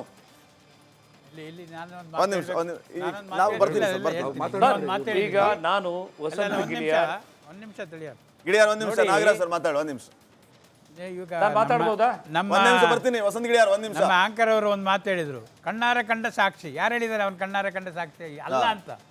ಆದರೆ ಅವನು ಕೂಡ ಅಪರಾಧಿನೇ, ಅವನು ಆರೋಪಿನೇ. ಆ ಥರ ಹೇಳಿ. Partner of crime. ಆರೋಪಿನೇ, ಅನಾಮಿಕ ಅಂದ್ರೂ ಕೂಡ ಅವನು ಆರೋಪಿನೇ. ಅವನನ್ನ ಕಸ್ಟಡಿ ತೆಗೆದು ಭಾಗಿದಾರ, ಹೌದು, ಒಂದು ಭಾಗಿದಾರ ಅವನ ಪ್ರಕಾರನೇ ಕನ್ಸೀಲ್ ಮಾಡಿದಾನೆ, ಡೆಡ್ ಬಾಡೀಸ್ ನ ಕನ್ಸೀಲ್ Exactly. ಮಾಡಿದಾನೆ, ಸಾಕ್ಷ್ಯಗಳನ್ನ ಮುಚ್ಚಿಟ್ಟಿದ್ದಾನೆ. ಈಗ ಕೇಳಿ, ಅವನು ಪಾರ್ಟ್ ಆಫ್ ಕ್ರೈಮೇ, ಅವನು ಬಿಟ್ ಮಾಡಂಗಿಲ್ಲ, ಕೇಳಿ. ಅವನು ಆರೋಪಿನೇ. ವಸಂತ್ ಗಿಳಿಯಾರ್, ಕೇಳಿ, ಅವನಿಗೆ ಮೊದಲು ಅರೆಸ್ಟ್ ಅವನು ಅರೆಸ್ಟ್ ಮಾಡ್ಕೊಂಡು ರಿಮಾಂಡ್ ಅವನು ಅಪ್ಲಿಕೇಶನ್ ಸರ್ ಹಾಕಿ ನೋಡಿ, ಅದನ್ನ ನಾಗರಾಜ್ ಸರ್ ಹೇಳ್ತಾ ಇದ್ರೆ ಕರೆಕ್ಟ್ ಇದೆ ಕರೆಕ್ಟ್. ಅವರು ಅದನ್ನ ಪ್ರಶ್ನೆ ಮಾಡಿದ್ರು, ವಸಂತ್ ಗಿಳಿಯಾರ್ ಹೇಳಿದ್ರಲ್ಲ SIT ವಶಕ್ಕೆ ತಗೋಬೇಕಾಗಿತ್ತು. ಸರ್. ಈಗ ಯಾರು ಮಾತಾಡ್ಬೇಕು ಅಂತ ಹೇಳಿ ಸರ್, ಎಲ್ಲದಕ್ಕೂ ಬಾಯ್ ಹಾಕ್ತಿದ್ರೆ ಹೆಂಗ್ ಮಾತಾಡೋದಿಲ್ಲ? ಎಸ್ ವಸಂತ್ ಗಿಳಿಯಾರ್, ನೋಡಿ ಸರ್, ಈಗ ಸೂರ್ಯ ಮುಕುಂದರಾಜ್ ಅವರು ಮತ್ತೆ ನಾಗರಾಜ್ ಅವರು ಏನ್ ಹೇಳಿದ್ದಾರೆ, ಈಗ ಆ ವ್ಯಕ್ತಿಯನ್ನ ವಶಕ್ಕೆ ತಗೊಳ್ಬೇಕು, ಗಿರೀಶ್ ಮಟ್ಟಣ್ಣನವ್ರ ಜೊತೆ ಅಲ್ಲಿ ಬಿಡೋದಲ್ಲ. ಆಮೇಲೆ ಪಂಚಾಯತ್ನ ಡಾಕ್ಯುಮೆಂಟನ್ನು SIT ಅವರು ವೆರಿಫಿಕೇಶನ್ ಮಾಡ್ಕೊಂಡಿದ್ರೆ ಅದರಲ್ಲೇ ಇದೆ ಮಂಡ ಸಂಘದಲ್ಲಿ ಯಾವ ಶವವನ್ನು, ಗಂಡಿನದ್ದ ಹೆಣ್ಣಿನದ್ದ, ಪ್ರಾಯ ಎಷ್ಟು ಅಂತೇಳಿ ಅಲ್ಲಿ ದಾಖಲು ಮಾಡಿದ್ದಾರೆ. ಅದನ್ನೇ ವೆರಿಫಿಕೇಶನ್ ಮಾಡಬೇಕು. ಅದೆಲ್ಲ ಇರುವ ಜಾಗದಲ್ಲೇ ಅಗದಾಗ ಮೂಳೆ ಅಥವಾ ಒಂದು ಶವವನ್ನು ಹುಗಿದಲ್ಲಿ ಅಗೆದಾಗ ಮೂಳೆ ಸಿಗದೆ ಮುತ್ತು ಸಿಗಕ್ಕೆ ಸಾಧ್ಯ ಇದೆಯಾ ಸರ್? ಅಲ್ಲಿ ಈಗ ಕಾನೂನು ಪ್ರಕಾರ ಫಾರೆಸ್ಟ್ ಏರಿಯಾದಲ್ಲಿ ಹೆಂಗೆ ಉಗ್ದಿದ್ದಾರೆ ಅಂತೇಳಿ ಅದನ್ನು ಕೇಳಬೇಕಾದದ್ದು ಇವರು ಪಂಚಾಯತ್ನವ್ರಿಗೆ. ಇವರದ್ದು ಏನು ಕಂಪ್ಲೇಂಟ್ ಮಾಡಬೇಕಾದದ್ದು ಪಂಚಾಯತ್ಗೆ, ಧರ್ಮಸ್ಥಳ ಕ್ಷೇತ್ರಕ್ಕಲ್ಲ. ಈಗ ಆ ವ್ಯಕ್ತಿಯನ್ನು, ನನ್ನ ಮೊದಲ ಪ್ರಶ್ನೆ ಏನು, ಒಬ್ಬ ಶವಬುರುಡೆಯನ್ನು ತಗೊಂಡು ಬಂದು ನಾನೇ ಹುಗ್ದಿರೋದು, ನನಗೆ ಪಾಪ ಪ್ರಜ್ಞೆ ಆಗಿದೆ ಅಂತ ಹೇಳ್ತಿದ್ದಾನೆ. ನಾನೇ ನಾಳೆ ಒಂದು ಮರ್ಡರ್ ಮಾಡಿಬಿಟ್ಟು ಹೋಗಿ ಪೊಲೀಸ್ ಸ್ಟೇಷನ್ಗೆ ಹೋಗಿ ನಾನು ಕೊಲೆ ಮಾಡಿದ್ದೀನಿ, ನನಗೆ ಪಾಪ ಪ್ರಜ್ಞೆ ಆಗಿದೆ ಅಂತ ಹೇಳಿದರೆ ನನ್ನನ್ನು ನನ್ನ ಅಡ್ವೊಕೇಟ್ ಜೊತೆ ಕಳಿಸ್ಕೊಡ್ತಾರ, ನನ್ನನ್ನು ಕಸ್ಟಡಿ ತಗೊಂಡು ಪೊಲೀಸ್ ಅಥವಾ SIT ಕಸ್ಟಡಿಯಲ್ಲಿ ಇಟ್ಕೋತಾರೆ? ಇದಕ್ಕೊಂದು ಉತ್ತರ ಕೊಡಬೇಕು ನನಗೆ. ಎಸ್. ಅಲ್ಲ, ನಾನು ಕೀರ್ತಿ ಅವರನ್ನ ನೇರವಾಗಿ ಮಾತಾಡ್ತೀನಿ. ಕೀರ್ತಿ ಅವ್ರು ಇಲ್ಲಿ ಏನಾಗ್ತಿದೆ ಅಂತಂದ್ರೆ, ಅವರಿವರು ಕಂಡಂತೆ ಉಳಿದವರು ಕಂಡಂತೆ ಅಂತ ಆಗ್ತಾ ಇದೆ. ಒಂದು ರೀತಿ ಬ್ಯಾಟಲ್ ಆಫ್ ನರೇಟಿವ್ಸ್. ಯಾವ್ದು ಸತ್ಯ ಯಾವ್ದು ಸುಳ್ಳು ಅನ್ನೋಂಥದ್ದು ಗೊತ್ತಾಗಬೇಕಾಗಿದೆ. ಅವ್ರು ಕಂಡಂತೆ ಅವ್ರು ಹೇಳ್ತಾ ಇದ್ದಾರೆ, ಇವ್ರು ಕಂಡಂತೆ ಇವ್ರು ಹೇಳ್ತಾ ಇದ್ದಾರೆ. ಆಗ್ಬೇಕಾಗಿರೋದೇನು, ಅಲ್ಲಿ ಇರುವಂತದ್ದೇನು ಅಂತ ಹೇಳಿ ಈ ಎಲ್ಲಾ ವಿಚಾರಗಳನ್ನು ನೀವು ಗಮನಿಸಿದ್ರೆ ಮೊದಲಿಂದ ಕೀರ್ತಿ ಖಂಡಿತ ತಪ್ಪಾಗಲ್ಲ. ಕಂಡಂತೆ ಹೇಳಿದ್ರೆ ತಪ್ಪಲ್ಲ. ಊಹಿಸಿದಂತೆ ಹೇಳೋದಿದೆಯಲ್ಲ, ಅದು ತಪ್ಪಾಗ್ತಿರೋದು ಅಷ್ಟೇ. ಇಲ್ಲಿ ಕಂಡಂತೆ ಹೇಳುವವರು ಅದನ್ನ ಹೇಳ್ತಾ ಇದ್ದಾರೆ, ಇಲ್ಲ ಗುರು ಹಿಂಗಿತ್ತು, ಈ ಕಾಲದಿಂದ ಈ ಕಾಲಘಟ್ಟಕ್ಕೆ ಇಷ್ಟ ಆಯ್ತು, 1988 ಇಂದ 2025 ಇಷ್ಟಿಷ್ಟು ನಂಬರ್ಸ್ ಇದೆ, ಇದಕ್ಕಿಷ್ಟು UDR ಇದೆ, ಈ ಭಾಗದಲ್ಲಿ ಹೂತಿದ್ದಾರೆ ಎಂದು ಹೇಳಲಾಗುತ್ತಿದೆ ಅಂತ ಕಂಡವರು ಹೇಳ್ತಾ ಇದ್ದಾರೆ. ಅದು ತಪ್ಪಿಲ್ಲ, ಅದರಲ್ಲಿ ನೆರೇಟಿವ್ಸ್ ಬರಲ್ಲ. ಆದ್ರೆ ಊಹಿಸಿಕೊಂಡು ಹೇಳೋದಿದೆಯಲ್ಲ, ಹಿಂಗೆ ಆಗಿದೆ, ಹೀಗೆ ಆಗಬಹುದು, ಹೀಗೆ ಆಗಬೇಕು, ಹೀಗೆ ಆಗಿದ್ದಾಗೆ ಹೋಗೇ ಬಿಟ್ಟಿದೆ, ಇದೇ ತೀರ್ಪನ್ನ ಕೊಡಬೇಕು, ಈ ತೀರ್ಪನ್ನ ಕೊಡಲಿಲ್ಲ ಅಂದ್ರೆ SITಯೂ ಸರಿ ಇಲ್ಲ ಅಂತ ಹೇಳಲು ನಿರ್ಧಾರ ಮಾಡ್ಕೊಂಡು ಕೂತಿಯಾರಲ್ಲ, ಅವರು ಊಹಿಸಿದಂತೆ ಹೇಳುವವರಿದಾರಲ್ಲ, ಅದು ಸಮಸ್ಯೆ ಅಷ್ಟೇ. ನಾವು ಕೇಳ್ತಾ ಇರೋದು ಕಂಡವರು ಹೇಳಿದಂತೆ ನಾವು ಕಂಡಿದ್ದನ್ನು ಹೇಳ್ತಾ ಇದೀವಿ. ಹೌದಪ್ಪ, ಸಾಕ್ಷಿ ಸಮೇತವಾಗಿ ಏನಿದೆ, ದಾಖಲೆಗಳಲ್ಲಿ ಏನಿದೆ, ಇಲ್ಲ CCTVನೇ ಇಲ್ಲ ಅಂದ್ರು, ಆಯ್ತು 12 ಇವತ್ತು ಪಾಯಿಂಟ್ ನಂಬರ್ 12 ಗೇಟ್ ಇದೆ, ಆ ಗೇಟ್ ಕಾಂಪೌಂಡ್ ಇದೆಯಲ್ಲ ಧರ್ಮಸ್ಥಳಕ್ಕೆ ಸೇರುತ್ತೆ, ಅಲ್ಲಿ CCTV ಇದೆಯಾ ಇಲ್ಲ, ನಿಮ್ ರಿಪೋರ್ಟರ್ ಫೋನ್ ಮಾಡಿ ಕ್ರಾಸ್ ಚೆಕ್ ಮಾಡಿಬೇಕಾದ್ರೆ ಅಲ್ಲಿದೆ. ಆಮೇಲೆ ಫಾರೆಸ್ಟ್ ಒಳಗಡೆ ಹೋಗಿ ನಿಮ್ ಪ್ರಕಾರ ಧರ್ಮಸ್ಥಳ ಕ್ಷೇತ್ರದವರು ಹೋಗಿ CCTV ಹಾಕ್ಬೇಕಾ? ಆಗ್ತದ? ಸಾಧ್ಯ ಇದೆಯಾ? ಫಾರೆಸ್ಟ್ ಅಲ್ಲಿ ಹೋಗಿ ಯಾಕೆ ಹೂಳಿದ್ರಿ ಅಂತ ಕೇಳುವವರು ಫಾರೆಸ್ಟ್ ಅಲ್ಲಿ ಹೋಗಿ CCTV ಯಾಕೆ ಹಾಕಿದ್ರಿ ಅಂತ ಕೇಳಲ್ವಾ ನಾಳೆ ಇವರು? ಅದು ಫಾರೆಸ್ಟ್ ಅವ್ರಿಗೆ ಕೇಳಿರೋ ಪ್ರಶ್ನೆ, ಧರ್ಮಸ್ಥಳದವ್ರಿಗೆಲ್ಲ ಇದೇ ಇರೋದು. ಈ ಇಂಟರ್ಪ್ರಿಟೇಷನ್ ಇದೆಯಲ್ಲ, ಫಾರೆಸ್ಟ್ ಮೀಸಲು ಅರಣ್ಯ ಪ್ರದೇಶದೊಳಗಡೆ ಅದು ರೇಂಜ್ ಫಾರೆಸ್ಟ್ ಆಫೀಸರ್ ಇರ್ತಾರೆ, ವಾಚ್ ಗಾರ್ಡ್ ಇರ್ತಾನೆ, ಅವರೆಲ್ಲರೂ ಕೂಡ ಅದನ್ನ ಗಮನಿಸ್ತಾ ಇರಬೇಕು. ಅದು ಅವರ ಕರ್ತವ್ಯ. ಮೀಸಲು ಅರಣ್ಯ ಪ್ರದೇಶದ ಒಳಗಡೆ ಬಂದಿರೋದು. ಈಗ ಇನ್ನೊಂದು FIR ಹಾಕ್ಬೇಕು ಅವರು, ಅರಣ್ಯ ಇಲಾಖೆಯಿಂದ ಒಂದು FIR ಹಾಕ್ಬೇಕು, ಬಾಡಿ ಸಿಕ್ಕಿರೋದ್ರಿಂದ. ಇದು ಪ್ರತ್ಯೇಕವಾಗಿ ಯಾರು ಅರಣ್ಯ ಪ್ರದೇಶದ ಒಳಗಡೆ ಬಂದ್ರು ಅಂತ ಯಾರ ಮೇಲೆ ಹಾಕ್ಬೇಕು FIR? ಅನ್ನೋನ್ ಪರ್ಸನ್ಸ್ ಮೇಲೆ ಹಾಕ್ಲಿ, ತನಿಖೆ ಆಗ್ಲಿ, ಇವನನ್ನೇ ಕೇಳಲಿ. ಈಗ ಯಾರಿದಾನೆ, ಯಾರು ಅಲ್ಲಿ ಹೆಣವನ್ನ ಊತಾಕಿದೀನಿ ಅಂತ ಹೇಳ್ತಾನೆ, ಆತನ ಮೇಲೆ FIR ಆಗ್ಲಿ. ಫಾರೆಸ್ಟ್ ಡಿಪಾರ್ಟ್ಮೆಂಟ್ ಇಂದ ಯಾರು ಹೆಣವನ್ನ ಊತಿದೀನಿ ಅಂತ ಬಂದಿದ್ದಾನೆ ಅವನ ಮೇಲೆ FIR ಆಗ್ಲಿ, ಅವನನ್ನೇ ವಿಚಾರಣೆ ಒಳಪಡಿಸ್ಲಿ. ರಿಸರ್ವ್ ಫಾರೆಸ್ಟ್ ಅಲ್ಲಿ ಸಿಕ್ಕಿದೆ ಅಂತ ಹೇಳಲಾಗ್ತಿದೆ ಅನ್ನುವುದನ್ನ ಒಬ್ಬೊಬ್ರು ಒಂದೊಂದು ಇಂಟರ್ಪ್ರಿಟೇಷನ್ ಅಲ್ಲಿ ಹೇಳ್ತಾ ಇದ್ದಾರೆ. ಆಯ್ತಾ? ಅಲ್ಲಿ ಆರಂಭಿಕವಾಗಿ 6ನೇ ಪಾಯಿಂಟ್ ಅಲ್ಲಿ ಸಿಕ್ತು ಅಂತ ಏನ್ ಹೇಳಿದ್ರು, ಅದಕ್ಕೆ ಅದರದ್ದೇ ಆದ UDR ಇರ್ಬೋದು ಅಥವಾ ತಲೆಬುಡೆ 2 ಪೀಸ್ ಆಗಿತ್ತು, ಅದು ಆಲ್ರೆಡಿ ಪೋಸ್ಟ್ ಮಾರ್ಟಮ್ ಆಗಿದ್ದು ಅನ್ನುವ ಮತ್ತೊಂದು ವಾದನೂ ನಡೀತಾ ಇದೆ. ಸೊ ಒಬ್ಬೊಬ್ರದ್ದು ಒಂದೊಂದು ವಾದ, ಅದೇ ಹೇಳಿದೆ ಇಂಟರ್ಪ್ರಿಟೇಷನ್ ಎಲ್ಲವೂ ಇದರಲ್ಲಿ. ಅಂಡ್ ಮೋರ್ ಓವರ್, ಈಗ ಕಾಡೊಳಗೆ ಮೀಸಲು ಅರಣ್ಯ ಪ್ರದೇಶದಲ್ಲಿ CCTV ಹಾಕಿಲ್ಲ ಅನ್ನೋ ಕಾರಣಕ್ಕೆ ಹೋಗಿ ಇವಾಗ ಭೀಮನ ಮೇಲೆ FIR ಮಾಡ್ಬೇಕಾ, ಅಥವಾ ಅಲ್ಲಿ ಯಾಕೆ ಇಲ್ಲಿ ತನಕ CCTV ಹಾಕಿಲ್ಲ ಅಂತ ಅರಣ್ಯ ಫಾರೆಸ್ಟ್ ಡಿಪಾರ್ಟ್ಮೆಂಟ್ ಅವ್ರ ಮೇಲೆ FIR ಹಾಕ್ಬೇಕಾ? ನಂಗೆ ಅದು ಗೊತ್ತಿಲ್ಲ, ಅದು ಲಾಯರ್ ನಿಮಗೆ ಚೆನ್ನಾಗಿ ಗೊತ್ತಿರ್ತದೆ, ನನಗೆ ಅಷ್ಟು ಐಡಿಯಾ ಇಲ್ಲ ಅದು. ಬಟ್ ನಾನು ಹೇಳ್ತಾ ಇರೋದು ಇದೆಲ್ಲವೂ ಆಯ್ತು, ಮೀಸಲು ಅರಣ್ಯ ಪ್ರದೇಶದಲ್ಲಿ ಮಾಡಿದಾರ, ಮೀಸಲು ಅರಣ್ಯ ಪ್ರದೇಶದಲ್ಲಿ ಅಲ್ಲ, ಮೀಸಲು ಅರಣ್ಯ ಪ್ರದೇಶದಲ್ಲಿ ಮಾಡಿದ್ದಾರಾ? ದಯವಿಟ್ಟು ಗ್ರಾಮ ಪಂಚಾಯತಿಗೆ 1972 ಫಾರೆಸ್ಟ್ ಆಕ್ಟ್ ಪ್ರಕಾರ ಇವ್ರು ಮಾಡಿರೋದು ತಪ್ಪು, ಗ್ರಾಮ ಪಂಚಾಯತಿ ಅವರ ತಪ್ಪಿದೆ ಅಂತ ಹೇಳಿ. ಅದೆಲ್ಲಾದ್ರೂ ಧರ್ಮಸ್ಥಳ ಕ್ಷೇತ್ರಕ್ಕೆ ಸೇರಿದ ಜಾಗದಲ್ಲಿ ನಿಮ್ಗೆಲ್ಲಾದ್ರೂ ಬಾಡಿ ಸಿಕ್ಕಿದ್ರೆ ಅವಾಗ ಮಾತಾಡಿ, ಧರ್ಮಸ್ಥಳ ಕ್ಷೇತ್ರದ ಬಗ್ಗೆ, ಕಾವಂದರ ಬಗ್ಗೆ ಅವಾಗ ಮಾತಾಡಿ. ಅದು ಬಿಟ್ಟು ಹಂಗೆ ಆಗಿದೆ ಹಿಂಗೆ ಆಗಿದೆ ಅಂತ ಯಾಕೆ ಆರಂಭದಲ್ಲೇ ಯಾಕೆ ಅದು ತೀರ್ಪು ಕೊಡೋದು ಯಾಕೆ ಅನ್ನೋದಷ್ಟೇ ನಮ್ಮ ವಾದ. ಅಲ್ಲ, ನಿಮ್ಮ ವಾದನ ನೋಡಿ, ಎರಡೂ ಕೂಡ ನಾನು ಅದನ್ನೇ ಒಪ್ತಾ ಇರೋದು. ಸೊ ಆರಂಭದಲ್ಲೇನೆ ಅಂತಿಮ ಹಂತಕ್ಕೆ ಹೋಗುವಂಥದ್ದು ತಪ್ಪು ಅಂತ ಎರಡೂ ಕಡೆಯವರು, ಗಿರೀಶ್ ಮಟ್ಟಣ್ಣನವರಾಗಿರ್ಬೋದು, ತಿಮರೋಡಿ ಆಗಿರ್ಬೋದು, ಅಥವಾ ತಾವಾಗಿರ್ಬೋದು, ಇಬ್ರು ಕೂಡ ತನಿಖೆನೇ ಗ್ರಾಮ ಪಂಚಾಯತಿ ಬಗ್ಗೆ ಹೇಳಿದ್ರಲ್ಲ, ಗ್ರಾಮ ಪಂಚಾಯತಿ ಅವರು ಗ್ರಾಮ ಪಂಚಾಯತಿ ಅಧ್ಯಕ್ಷ ಅಲ್ಲಿ ಹೆಣವನ್ನ ಊತಾಕೋದಕ್ಕೆ ಪರ್ಮಿಷನ್ ಕೊಟ್ಟಿದ್ರೆ, ನನ್ನ ಹತ್ರ ರೆಕಾರ್ಡ್ ಇದೆ ಅಂತ ಹೇಳಿದ್ರೆ ಅದು ಅಪರಾಧ. ಆತನ ಮೇಲೆ ಕೂಡ FIR ಆಗ್ಬೇಕು. ಯಾರು ಈಗ ತಗೊಂಡೋಗಿ ಹೆಣವನ್ನ ಊತಾಕಿದಾನೆ ಆತನ ಮೇಲೂ ಕೂಡ ಮೀಸಲು ಅರಣ್ಯ ಪ್ರದೇಶದಲ್ಲಿ ಹೆಣ ಊತಾಕಿರೋದಕ್ಕೆ FIR ಆಗ್ಬೇಕು. ಆತನನ್ನ ಯಾರು ಅಲ್ಲಿ ಕಳಿಸಿದ್ರು ಅವರು ಕೂಡ ಆರೋಪಿ ಆಗ್ಬೇಕು. ಅರಣ್ಯಾಧಿಕಾರಿ